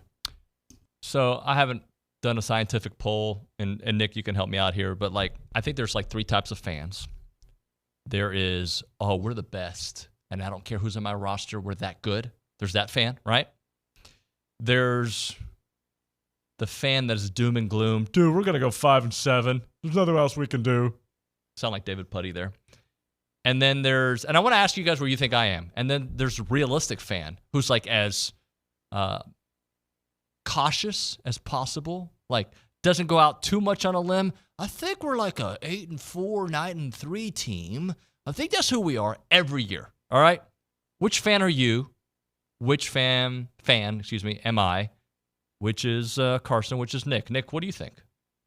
For me personally, I think I've become the super pessimistic fan.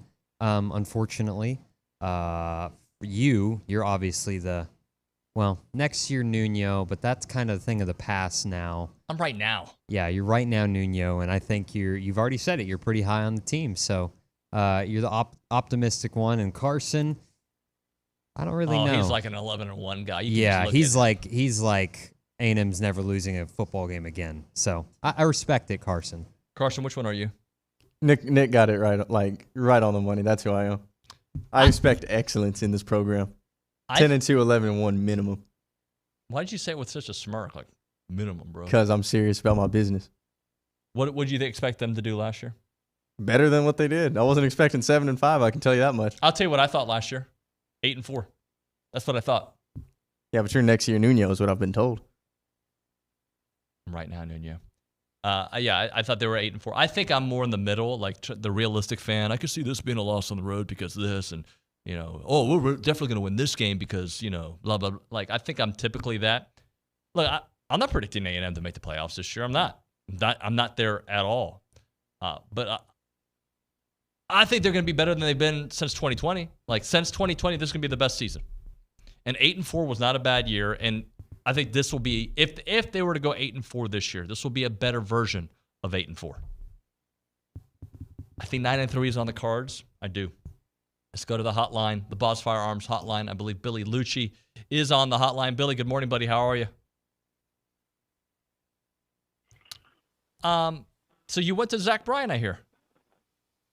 Yes, I did. Little jealous. Little jealous. Was I supposed to bring you? Well, I would have gone. I would have absolutely. No, you wouldn't have. 1,000% I would have gone. 1,000%. Okay. Well, I feel bad then because I came back afterward. I was home by, I don't know, 1 a.m. I was awake. Ish, 2:30, 2:45 maybe. But I got home that night. Well, I was awake at 1 a.m. If you got home, I would have come home earlier. I wouldn't have dilly-dallied. Could come right home. I would have been home by about, probably 1 o'clock. I had a great Saturday regardless because I got to do preseason kickoff with my daughters. I got to go to watch Deadpool and Wolverine, which was awesome.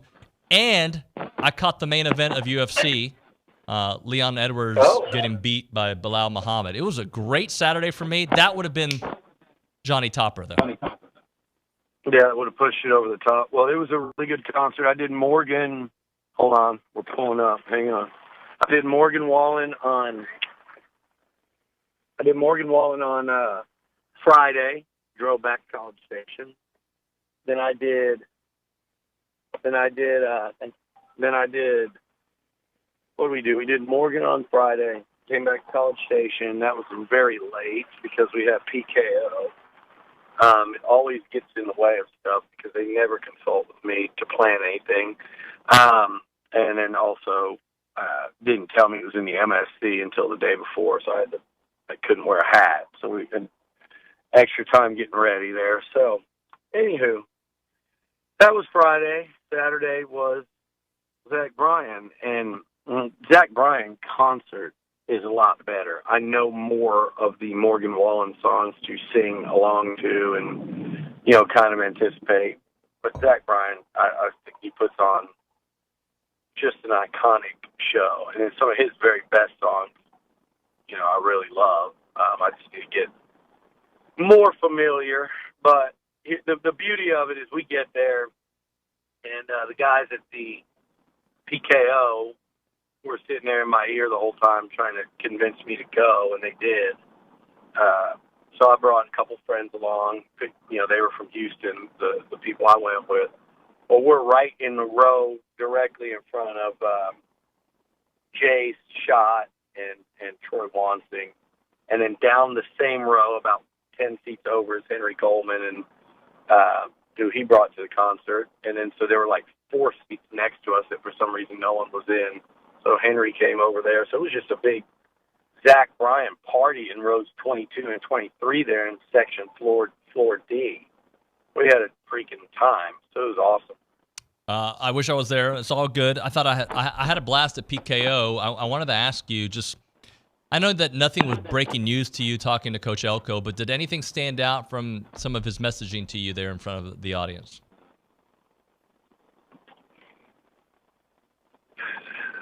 I don't know that anything stood out, David. I mean, we talk a lot about where the program's at, where the team's at. I think it was more of a chance for him to say all that in front of the audience. I thought he is more, I think, dialed in right now. He sounded to me like a coach that's ready to get this going. Like he can joke about, the disrespect, what low expectation, and he can talk that he likes the fact that we've had a quiet off season, both off the field and in the clippings and the hype department and stuff. But where he wants his program to get, and it's not a him thing, but he knows what kind of coach he is, and he knows what kind of staff he's put together.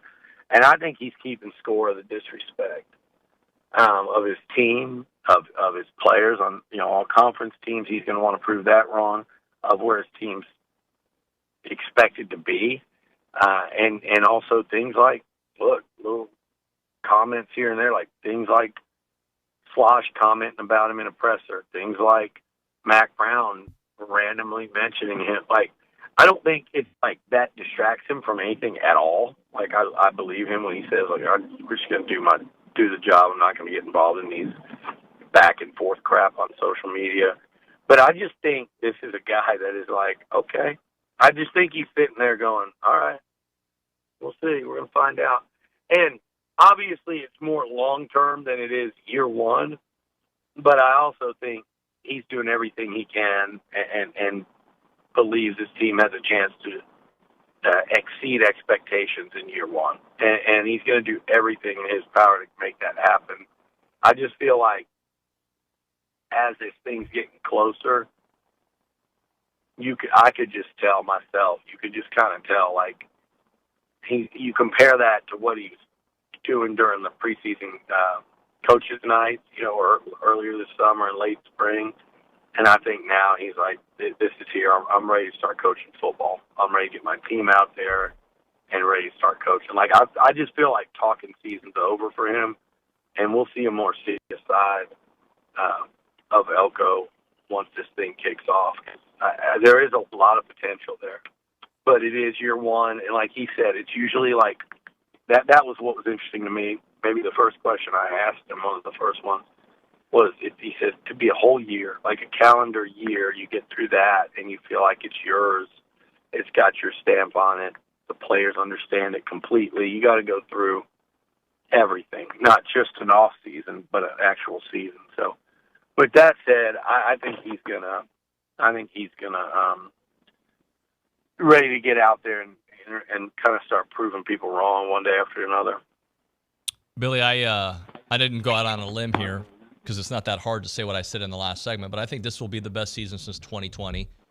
And that doesn't necessarily mean that they go better than 8-4, although I think they certainly have the potential to do so. But if they were to go 8-4, it'll feel better than what 8-4 felt like in 21, although you had that big Bama win. I just think this is if the question marks are about the offensive line, the running backs, the wide receivers, the defensive backs, I can at least tell you I think for sure the offensive line will be better. I think the secondary will be better. And I think the running backs will be better. And for me saying that, I think that ensures you a better type of season. Yeah, it's just I don't disagree with anything you said, and I think you can go position by position. I think what it could be, some of them could be a lot. Like I think the secondary and O-line will be vastly improved. I think experience. Yeah, you talk about the running backs. I think quarterback. I think the quarterback position. I think a healthy Connor Wigman could be a breakout star in the SEC. I think Colin Klein. I'm extremely confident that Colin Klein is going to be a massive upgrade at OC, offensively from what we saw. I think people bash Durkin maybe a little more than I think they should. I don't think he was terrible at A&M, but I don't think he was doing anything like what Mike Elko was doing with less talent than he'll have on the field this year. So to me, yeah, I mean, I could see a lot of reasons why this thing will be. I think the D-line should be better. I know they lost Walt, and Fidel Diggs, but then you look at what they're bringing back and adding in Horton. I think the D-line should be better. I think linebacker probably would be tough to be better because you lost someone so good in edge. But I mean, damn, we're naming most positions here, right? Special teams, better, right? Like there's so many different areas that I think will be better. Efficiency of the team overall, better. And that's why, like, it doesn't take a huge leap of faith to say they're going to be better than they've been the last 2 years. Yeah, no, I think so. The thing is, the schedule is, the SEC schedule is just so tricky. You just don't know how tough it is until you know. I mean, like, we know Notre Dame's going to be good no matter what. They're going to be really good. And I think we know Texas is going to be really good no matter what. And again, I'm not saying either of them's a national title contender. Maybe they could be, but they're going to be really good, I think, at a minimum. But you get them both at home to start and end the year. But what you have no idea of is Florida early in the season, Auburn late in the season, Missouri, what level are they at? What level is LSU at? Even South Carolina's, Mississippi State's, Arkansas, these teams that you're going on the road or neutral, like, they should in no world be better than A&M, but are they good enough to give you a problem on an off day, particularly away from home? So these are the things that we don't know, and we don't know, is A&M going to be the team people expected, or are they going to be a little better than that? Billy Liucci with us. Billy, are you walking into the studio? I feel like I hear you. Yeah, I'm here. All right. You want to come in? You want me to hit an early break? I would love to come in there. I'm sitting 10 feet from you. I'll hit an early break, and we can do a longer segment on the other side. Perfect. All right. Billy Liucci will be here in studio in a moment. Right now, we're talking Heritage Films. That is Chance McClain's company. They make documentary films about families, about family businesses, about family ranches, about just good old boys, right? And good old friends. They can do a documentary about a group of friends that play golf together every weekend. They can do documentaries about Aggies from class of whatever and coming together. And what you do is you go to Aggie football games together on Saturdays. He can capture all that, be an eye in the sky of important moments of your life, or just capturing the important years of your life. That is what Chance is brilliant at doing. He's an artist, and he's the most creative guy I know. He has started radio stations. He's done Broadway musicals. He's done movies. He's done everything, and his passion right now is telling people stories, and that's why he started Heritage Films. Great way to honor your grandfather, your father, your mother, your uncle, your family business, your family ranch. Chance has been doing it for a few years now, and he loves telling Aggie stories. Aggies in particular, by the way, because it seems to be the biggest audience for him that love to tell their family story, especially when it involves Texas A&M. The phone number for Chance and Heritage Films is 713-893-8341. That number again is 713-893-8341. YourHeritageFilm.com. It's YourHeritageFilm.com.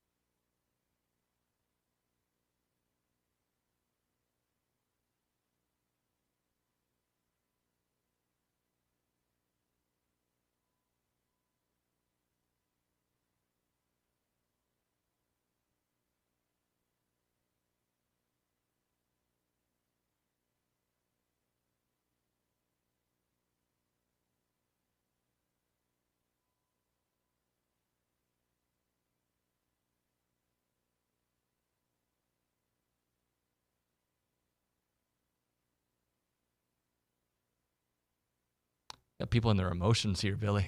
Goodness gracious. TexAgs Radio, presented by David Gardner's Jewelers, Rollo Insurance Studio. Luch here for the remainder of the program. Billy, pool party? Anything in particular we can get into there? I don't know. I'll wait till Wednesday to talk with Bronny and to Jason Howell. But nothing. There's nothing. They're going to do the whole thing. It went good. It did, but there just weren't many guys that they were going to, we said beforehand, I think this is gearing way more towards, this is, let's call it a philosophical thing. And I don't think Mike Elko is above altering how he does stuff. Mm-hmm. But I think for this year, with where they're at in terms of high school recruiting and a class that's already at least 18 members, I don't think it was a deal where they were going to, you've got a game in a month, essentially, from that pool party. I think Mike Elko saw that pool party, timing of it, what it was that they did, and I think there might come another year where they have less commitments, and maybe he moves that thing up a couple weeks and makes it a bigger deal. Or maybe he moves it up a month. I mean, last I checked, you can have a pool party in June in College Station, Texas. I don't know, but I know that for this year, I think when they looked at that calendar, particularly when you're talking about out-of-state kids coming in, you're probably not getting them here at the end of July and then back again at the end of August. Yeah. And I think what you're going to see is that Notre Dame game, I think you see a staff and a recruiting team that emphasized that and the game day environment at Kyle Field and college game day and all that more so than the pool party with 18 commitments. And so it was more of a deal for the commits. Obviously, Trey McNutt was the big news of the weekend, going to A&M from A&M, being here, having, by all accounts, a tremendous visit, then going to Oregon. I think I talked about that safety position the other day. That one is, I could see a world where they get one of the two. I don't see a world where they get both. I don't see a world where Oregon gets both. Texas is in it for Jonah Williams. Now they thrust themselves right back in it. LSU, I think, was the primary player versus A&M. You've got Oregon. That's taken on a feel a certain way. And we'll see who ends up the last team standing there. But I don't think you see A&M get both of them. And there's a world where they might not get either because one could end up LSU or Texas. The other one could end up Oregon. So you're in a dogfight for both. But they certainly put their best foot forward, I believe, with McNutt. So he's got a lot to think about. I thought it was Oregon had been trending for a while. A&M had started to make their move before getting him here. And, again, had a tremendous visit. The fact that he went from there to Oregon, which I think had the lead prior to him pushing back his decision. What was that, a week, 10 days ago, whenever that was? So those two will be tough gets. I do think A&M, whether it's one of them, whether it's one of these old linemen, whether they come out of nowhere for a highly, highly ranked receiver, which right now doesn't look like that. But I will sit here and predict they're going to add one more of those 5-star level guys to this class. And it may come at safety position. It may come later down the road, but I think ultimately you look at this group and I think they're going to add one more 5-star level player to it. Just don't know where it's going to come from yet. And but as far as like the pool party itself, got a good look at some younger underclass guys. But get ready for that Notre Dame game, for that guest list. That's now 33 days, basically 4 weeks away. Yeah, they are going to. That's going to be star-studded, and I think you're going to see them push some of those guys that are there to kind of make some decisions in the days and week or two following to get that class that little jump start there towards. You in the prior segment mentioned talking season's basically over. It's now like focused towards the season. And unfortunately for Coach Elko, being the face of the program, he's got to do these weekly hits. So he will be talking tomorrow. Oh, yeah. And then it starts. Wednesday is the start of the season. It's the start. It's the first day of practice. I picked a good time for a vacation, didn't I? Because I'm going to go out of town tomorrow, come back Friday. But No. Better than going to Omaha or Seattle instead of Omaha. It is here. Yeah, it is here. Well, there's a lot of practices in the month of August for Aggie football. That's for damn sure. Every college football program, but yeah, all the fun and games are over with. It's. I mean, it can still be fun, but like all the play time's over. It's time to get down to it, and I'm excited. Like tomorrow, presser is kind of we talk about the unofficial kickoffs. It's the unofficial kickoff is SEC Media Day. SEC Media Days. It's the PKO and sitting down with the coaches, right? But sometimes they've already started practicing. This is it. Like when they walk out on the practice field as a team, when Mike Elko holds that presser and you meet with him, and maybe I don't know, I haven't looked at the email if it's him and the coordinators or key play, whatever it is tomorrow. It's on. It's officially on. The football season is here. NFL teams are starting preseason games. This weekend? Is it the Texans play this weekend? It's the Hall of Fame game, whatever. Yeah, I mean, like it's here. It's football season's here. There's no break from now until February. There'll be football every week from now until February, and there'll be college football they'll be in about 3 weeks, right? A&M will be playing at Kyle Field in about 4 weeks, and they'll be playing a massive football game. And I think that Elko said it gets the players' attention.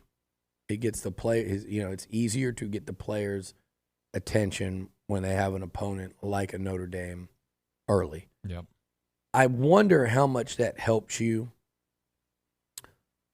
moving on through September. Because I have to think that when you play a marquee opponent game one like that, those practices are more intense. Guys are more dialed in. There's more energy, more excitement. I know that in a football utopia, it's always like that, but it's not. And when you get a team like Notre Dame, if that means you have a better, higher energy, more physical, more intense camp, does that make you better? Not only for Notre Dame, because they're going to be doing the same thing up there, so it kind of should, cancel each other out. But for the rest of those games in September, like, are you better early in the season because your camp focus and energy level was probably as high as it's going to be? I think the combo of a new coaching staff and a big game, these guys across the street should have a really good fall camp. They really should. I think this month of football should be obviously there will be a learning curve and growing pains with the first fall camp, but I think it should be a really productive few weeks for Mike Elko and his football team. I had that scheduled, by the way. So tomorrow, Coach Elko at 1 o'clock, at 1:30, Connor speaking, Noah speaking, and Bryce Anderson speaking. Nice. That's the group. A lot of good stuff. All right, let's it's kind of late in the segment to start this, but we can start and just go. Sorry, Louis, we're going to go a little bit long on this segment. Let's do 24 and 24. You've got your stats right in front of you there, Billy. Okay. Number 20 on the list is Cassius Howell, the defensive lineman at FBS Appliance. They're committed to delivering an exceptional experience from start to finish. You can trust them to provide unparalleled service and support every step of the way because FBS Appliance is your trusted appliance store. Visit any of their 8 showrooms across Texas and find them online at factorybuilderstores.com. Cassius Howell, man. A lot of props when they got him. I know Florida was after him, Ole Miss was after him, A&M ends up getting him. And this is a guy that can get after the quarterback. And I think that's the the biggest thing. It's certainly not the only thing, but I think for a team that has a lot of power and pass rushers, you look at guys like Scorton and Shamar Stewart. You look at even at like a DJ Hicks, Shamar Turner.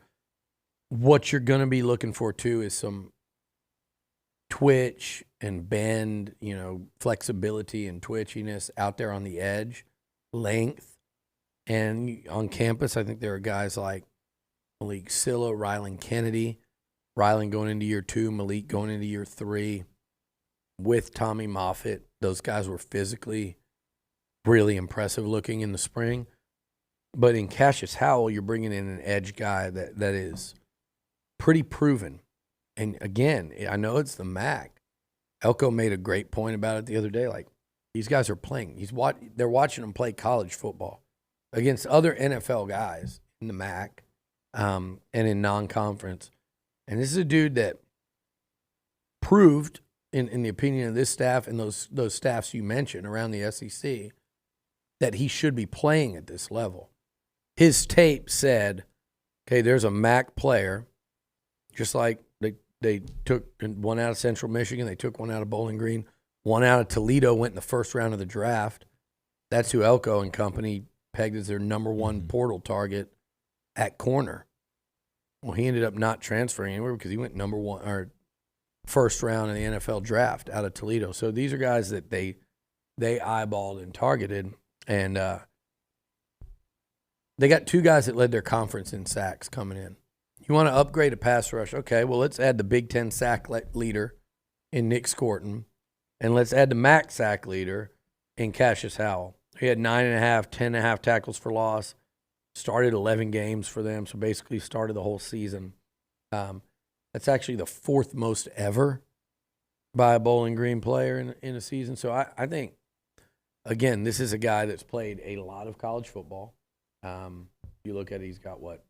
You're looking at almost 800 career snaps at the college level. It's kind of like baseball when you talk about guys like Dylan Rock and Jack Moss and, Boast and guys that get up there and you're like, oh, man, we've got all these at-bats between them. They're grown men playing a sport, and that's what you're looking at with some of these D linemen now. What used to be youth now have played a lot of college football. Both the returnees like Turner, Stewart, and now Scorton, Howell, all these guys up front. Regis has played a lot. Rodis Johnson, who they brought in from Wisconsin, has played a lot. You've got a ton of experience now up front to go with that talent. But I think what you're looking for is that second and third. Not to say that Howell can't play in early downs, but you're looking for that second, third down guy that can get to a quarterback and end a drive. And that, to me, when defenses have problems, you can be really good in a lot of areas, but then if you just can't get yourself off the field, that's when you're going to have a problem no matter how good your talent is, no matter how good the scheme. You got to have stoppers. And by that, I mean you have to have guys that can get to the quarterback on obvious passing down, speed that quarterback up, make him rush a throw, make him make an errant throw, create turnovers, sacks on first and second down that kill drives. All those things start with the guys up front. I mean, obviously, Elko and his blitzes we've seen over the 4 years he was here can cause major problems for the opponents, whether it's linebackers or safeties coming in or even corners. But dominance up front and at third down presence on the edge. And I think you'll get a combination of these guys this year that this defense has lacked. I don't think Fadil Diggs had that. I think he was a good player, but I don't think he was that twitchy, get past the D lineman in a blink guy. And I think Cassius Howell and potentially even Silla and Rylan Kennedy can be those kind of guys just to get past in a flash and the drive's over. Get past in a flash and the quarterback's flush from the pocket and he runs right into, Shamar Turner or DJ Hicks or somebody on Regis on the inside. Whatever that may be, that is what Cassius Howell could mean to this defense because you got to have stoppers. And you got to have stoppers on third down. And I think that's what they thought they're getting when they signed him. And I think there's a lot more excitement inside the building than there has been throughout the offseason for Cassius Howell. I said that the other day. Guys like him, BJ Mays, I talked about Cyrus Allen. These are guys that I think aren't talked about enough in the portal that are going to play and play a lot.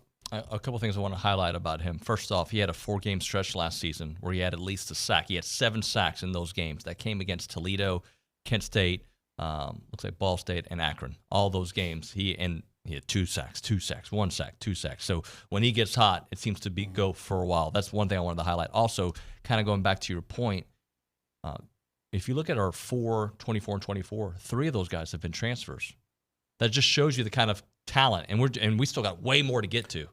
Yeah, there'll be, I don't know if plenty is the right word. I don't know how many more, but I'd say several. I mean, at another 20, in the top 20. I can The think next of two are transfers as well. I was about to say, I can think of a few off the top of my head. They did an amazing job in the portal, and they did an amazing job of retention.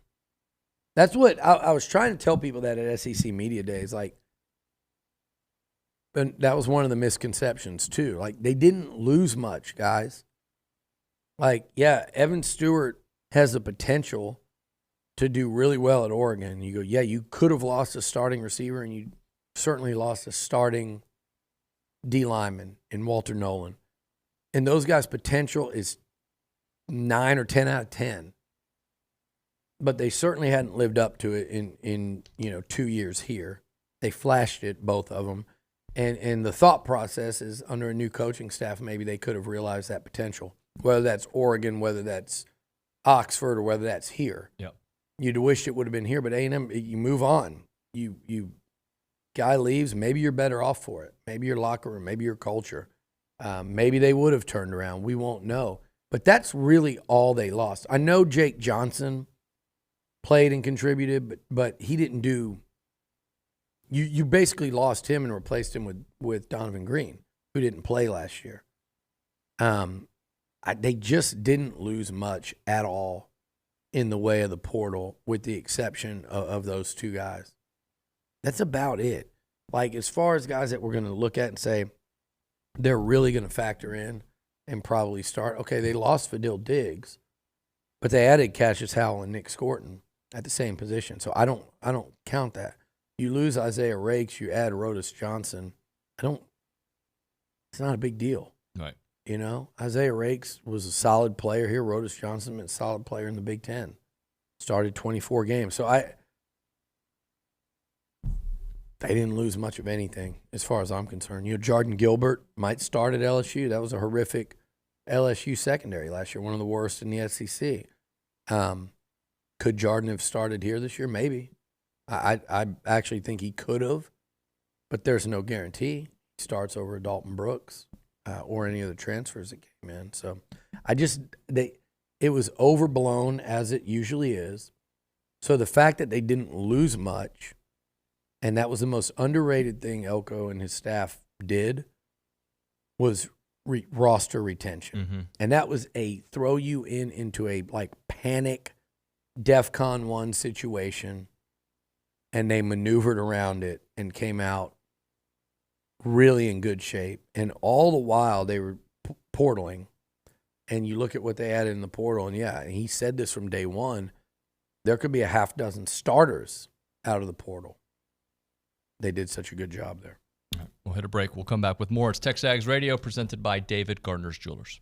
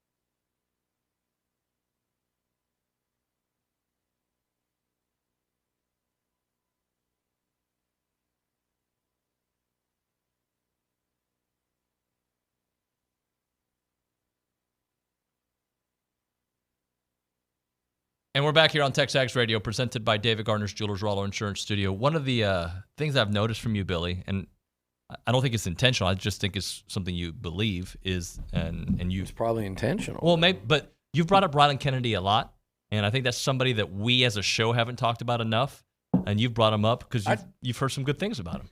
I have, but more than that, it's just like I see the physical progression from one year to the next. I know he was a late bloomer in high school because of more of a basketball background, he was a late blooming recruit, and that was a battle between A&M and Texas, kind of one of those unexpected battles late. And now you look at him, and he looks. He has from the end of last season till now, he's on that short list when you go guys that have made the biggest physical transformation. That doesn't guarantee you anything, but that's certainly a nice place to start. And I thought he showed a little bit in that bowl game, and I'd heard he was starting to turn a corner towards the end in practices and stuff, bowl practices. When those things happen, a lot of times there's carryover. He's a pretty elite athlete, but Malik Silla is on that short list too of what he looked like. And Malik's played, a little bit of football, like meaningful SEC football. He's been out there some, and he played a lot in that bowl game. Somebody's going to emerge of that group. I would put money on the experience in a guy like Cassius Howell, and like I said, that the career he's already had coming over. I would bet money that he'll be one. The question is it two? Is it three? Will they be able to just roll out guys in waves out there? Here's a possession. It's going to be Cassius Howell. Cassius Howell, though, I think he's also a guy that, make no mistake, can be out there every down. They'll not every down in a game, but I mean for stretches, because you're going to have Scort and you're going to have Stewart. But Cassius Howell, I think, is a versatile piece that Elko could use kind of different spot, maybe as a traditional DM, but also as just a pass rusher. So I don't know if you heard earlier in the show, we went through ESPN's if when it comes to A&M. I'm going to read you a couple of the ifs. Okay. Because it has. Who wrote it? I like to see if I'll even give a damn about it. I'll get that to you while you start talking so I can go back to it, but I just copy and pasted the A&M portion of it. And it lists. It doesn't matter. Over the past 23 seasons, the chances of making the playoffs have been at plus 500 or better than that, right? So I'm looking at this, and A&M is listed at plus 5,000, not plus 500. Yeah. And it says, if these things happen, A&M can be in the playoffs. And I'm going to just read you through them quickly, and then you can kind of give me your thoughts. If Connor Wegman's sample size was accurate, if the K-State offense travels, if the D-line holds up, if a rebuilt secondary does as well, and if big plays and turnovers recipe flips, because A&M forced 13 turnovers, tied for 112th, and suffered a -2 turnover differential, tied for 80th. Those are the big ifs. And if they answer those questions, they are playoff worthy. Add in if the O-line. We know that's the one I thought. But all that stuff is I think, we've hammered it into the ground this offseason, particularly the last few weeks. So nothing in there is something we haven't discussed a lot. The one thing that was interesting to me about you saying that is I'm listening and I'm going, okay, what did we just talk about? Defensive line, getting pressure on the quarterback, adding the Big Ten sack leader, adding the MAC sack leader to go with what you already have, sliding Shamar Turner inside where he could be, I would assume, a real problem as a pass rusher when you got a guy that can also, if he needs to play, I always love a guy that could play end, and then you move him inside, and he should be a real problem for interior guys because he's just as strong as them, but he's got the quickness and agility to where you could play him as a 300-pound end if you wanted to, or he could have been a 270-pound end, whatever. With that said, I think you start getting more pressure on the quarterback, the turnover rate goes up. And then you mentioned big plays. If you're that much better in the secondary, I think A&M should cut their number of big plays in half. That was a horrific secondary last year when it came to giving up big plays.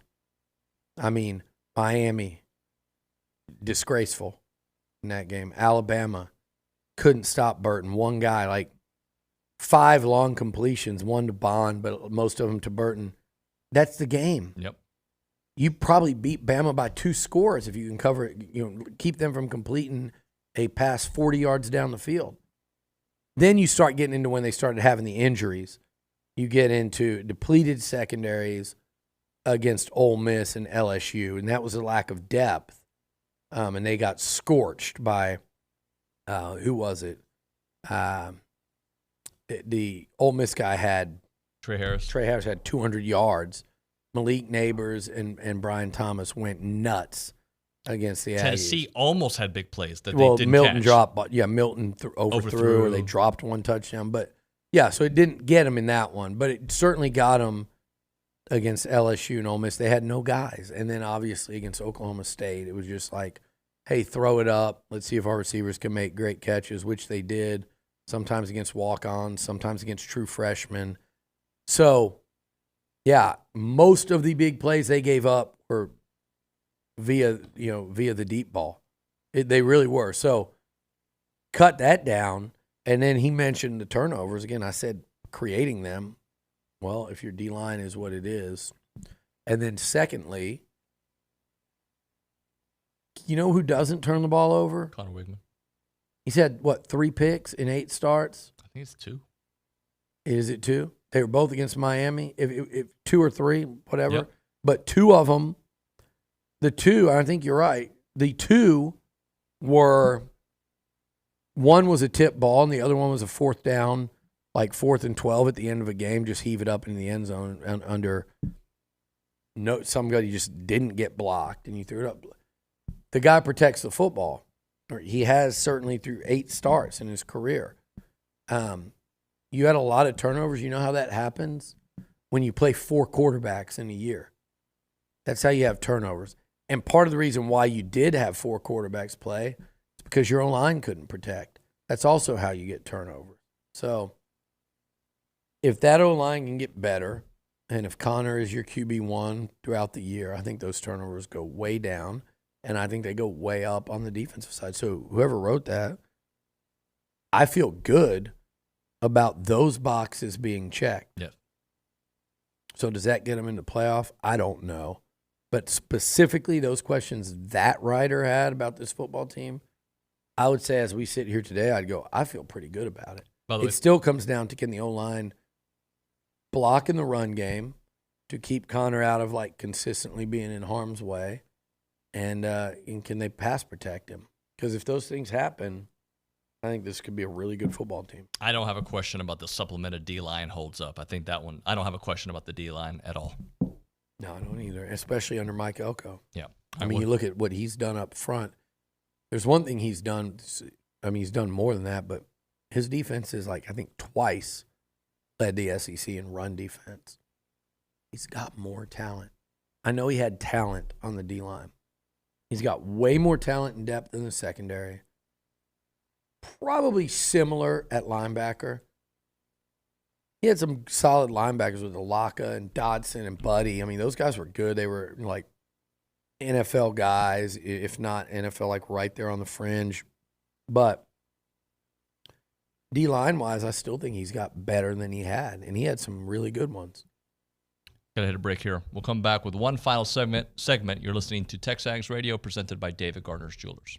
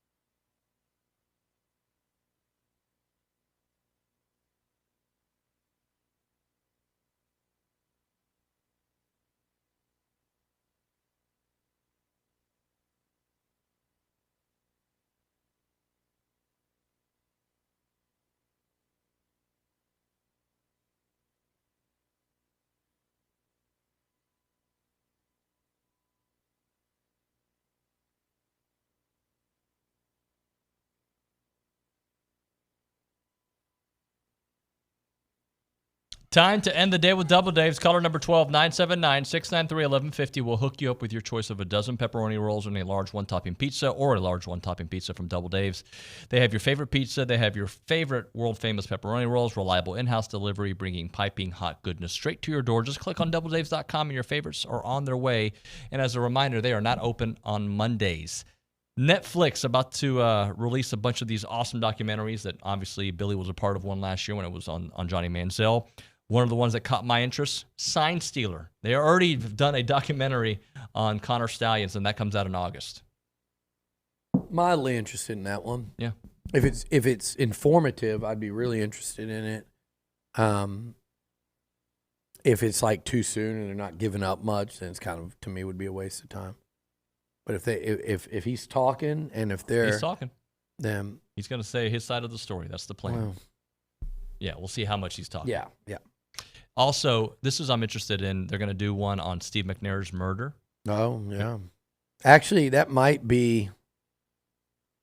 I did have those same guys that did Johnny's did at one point reach out, asked if I had any connections to Jeff Fisher. So that I bet it's the same group. Then I don't know that. I haven't looked that up, but that would be my guess. And then one on Hope Solo and the U.S. women's soccer team. So those are the three. Hope Solo was interesting.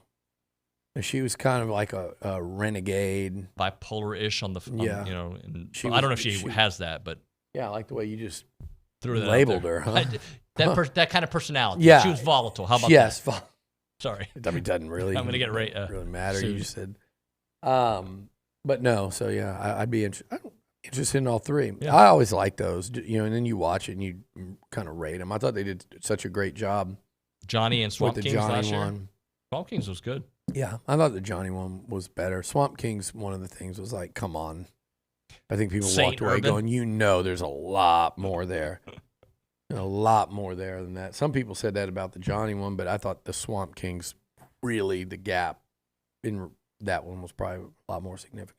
Thank you, Billy. Appreciate you. Thanks, David. That's going to do it for TexAgs Radio here on a Monday. We will see you all mañana.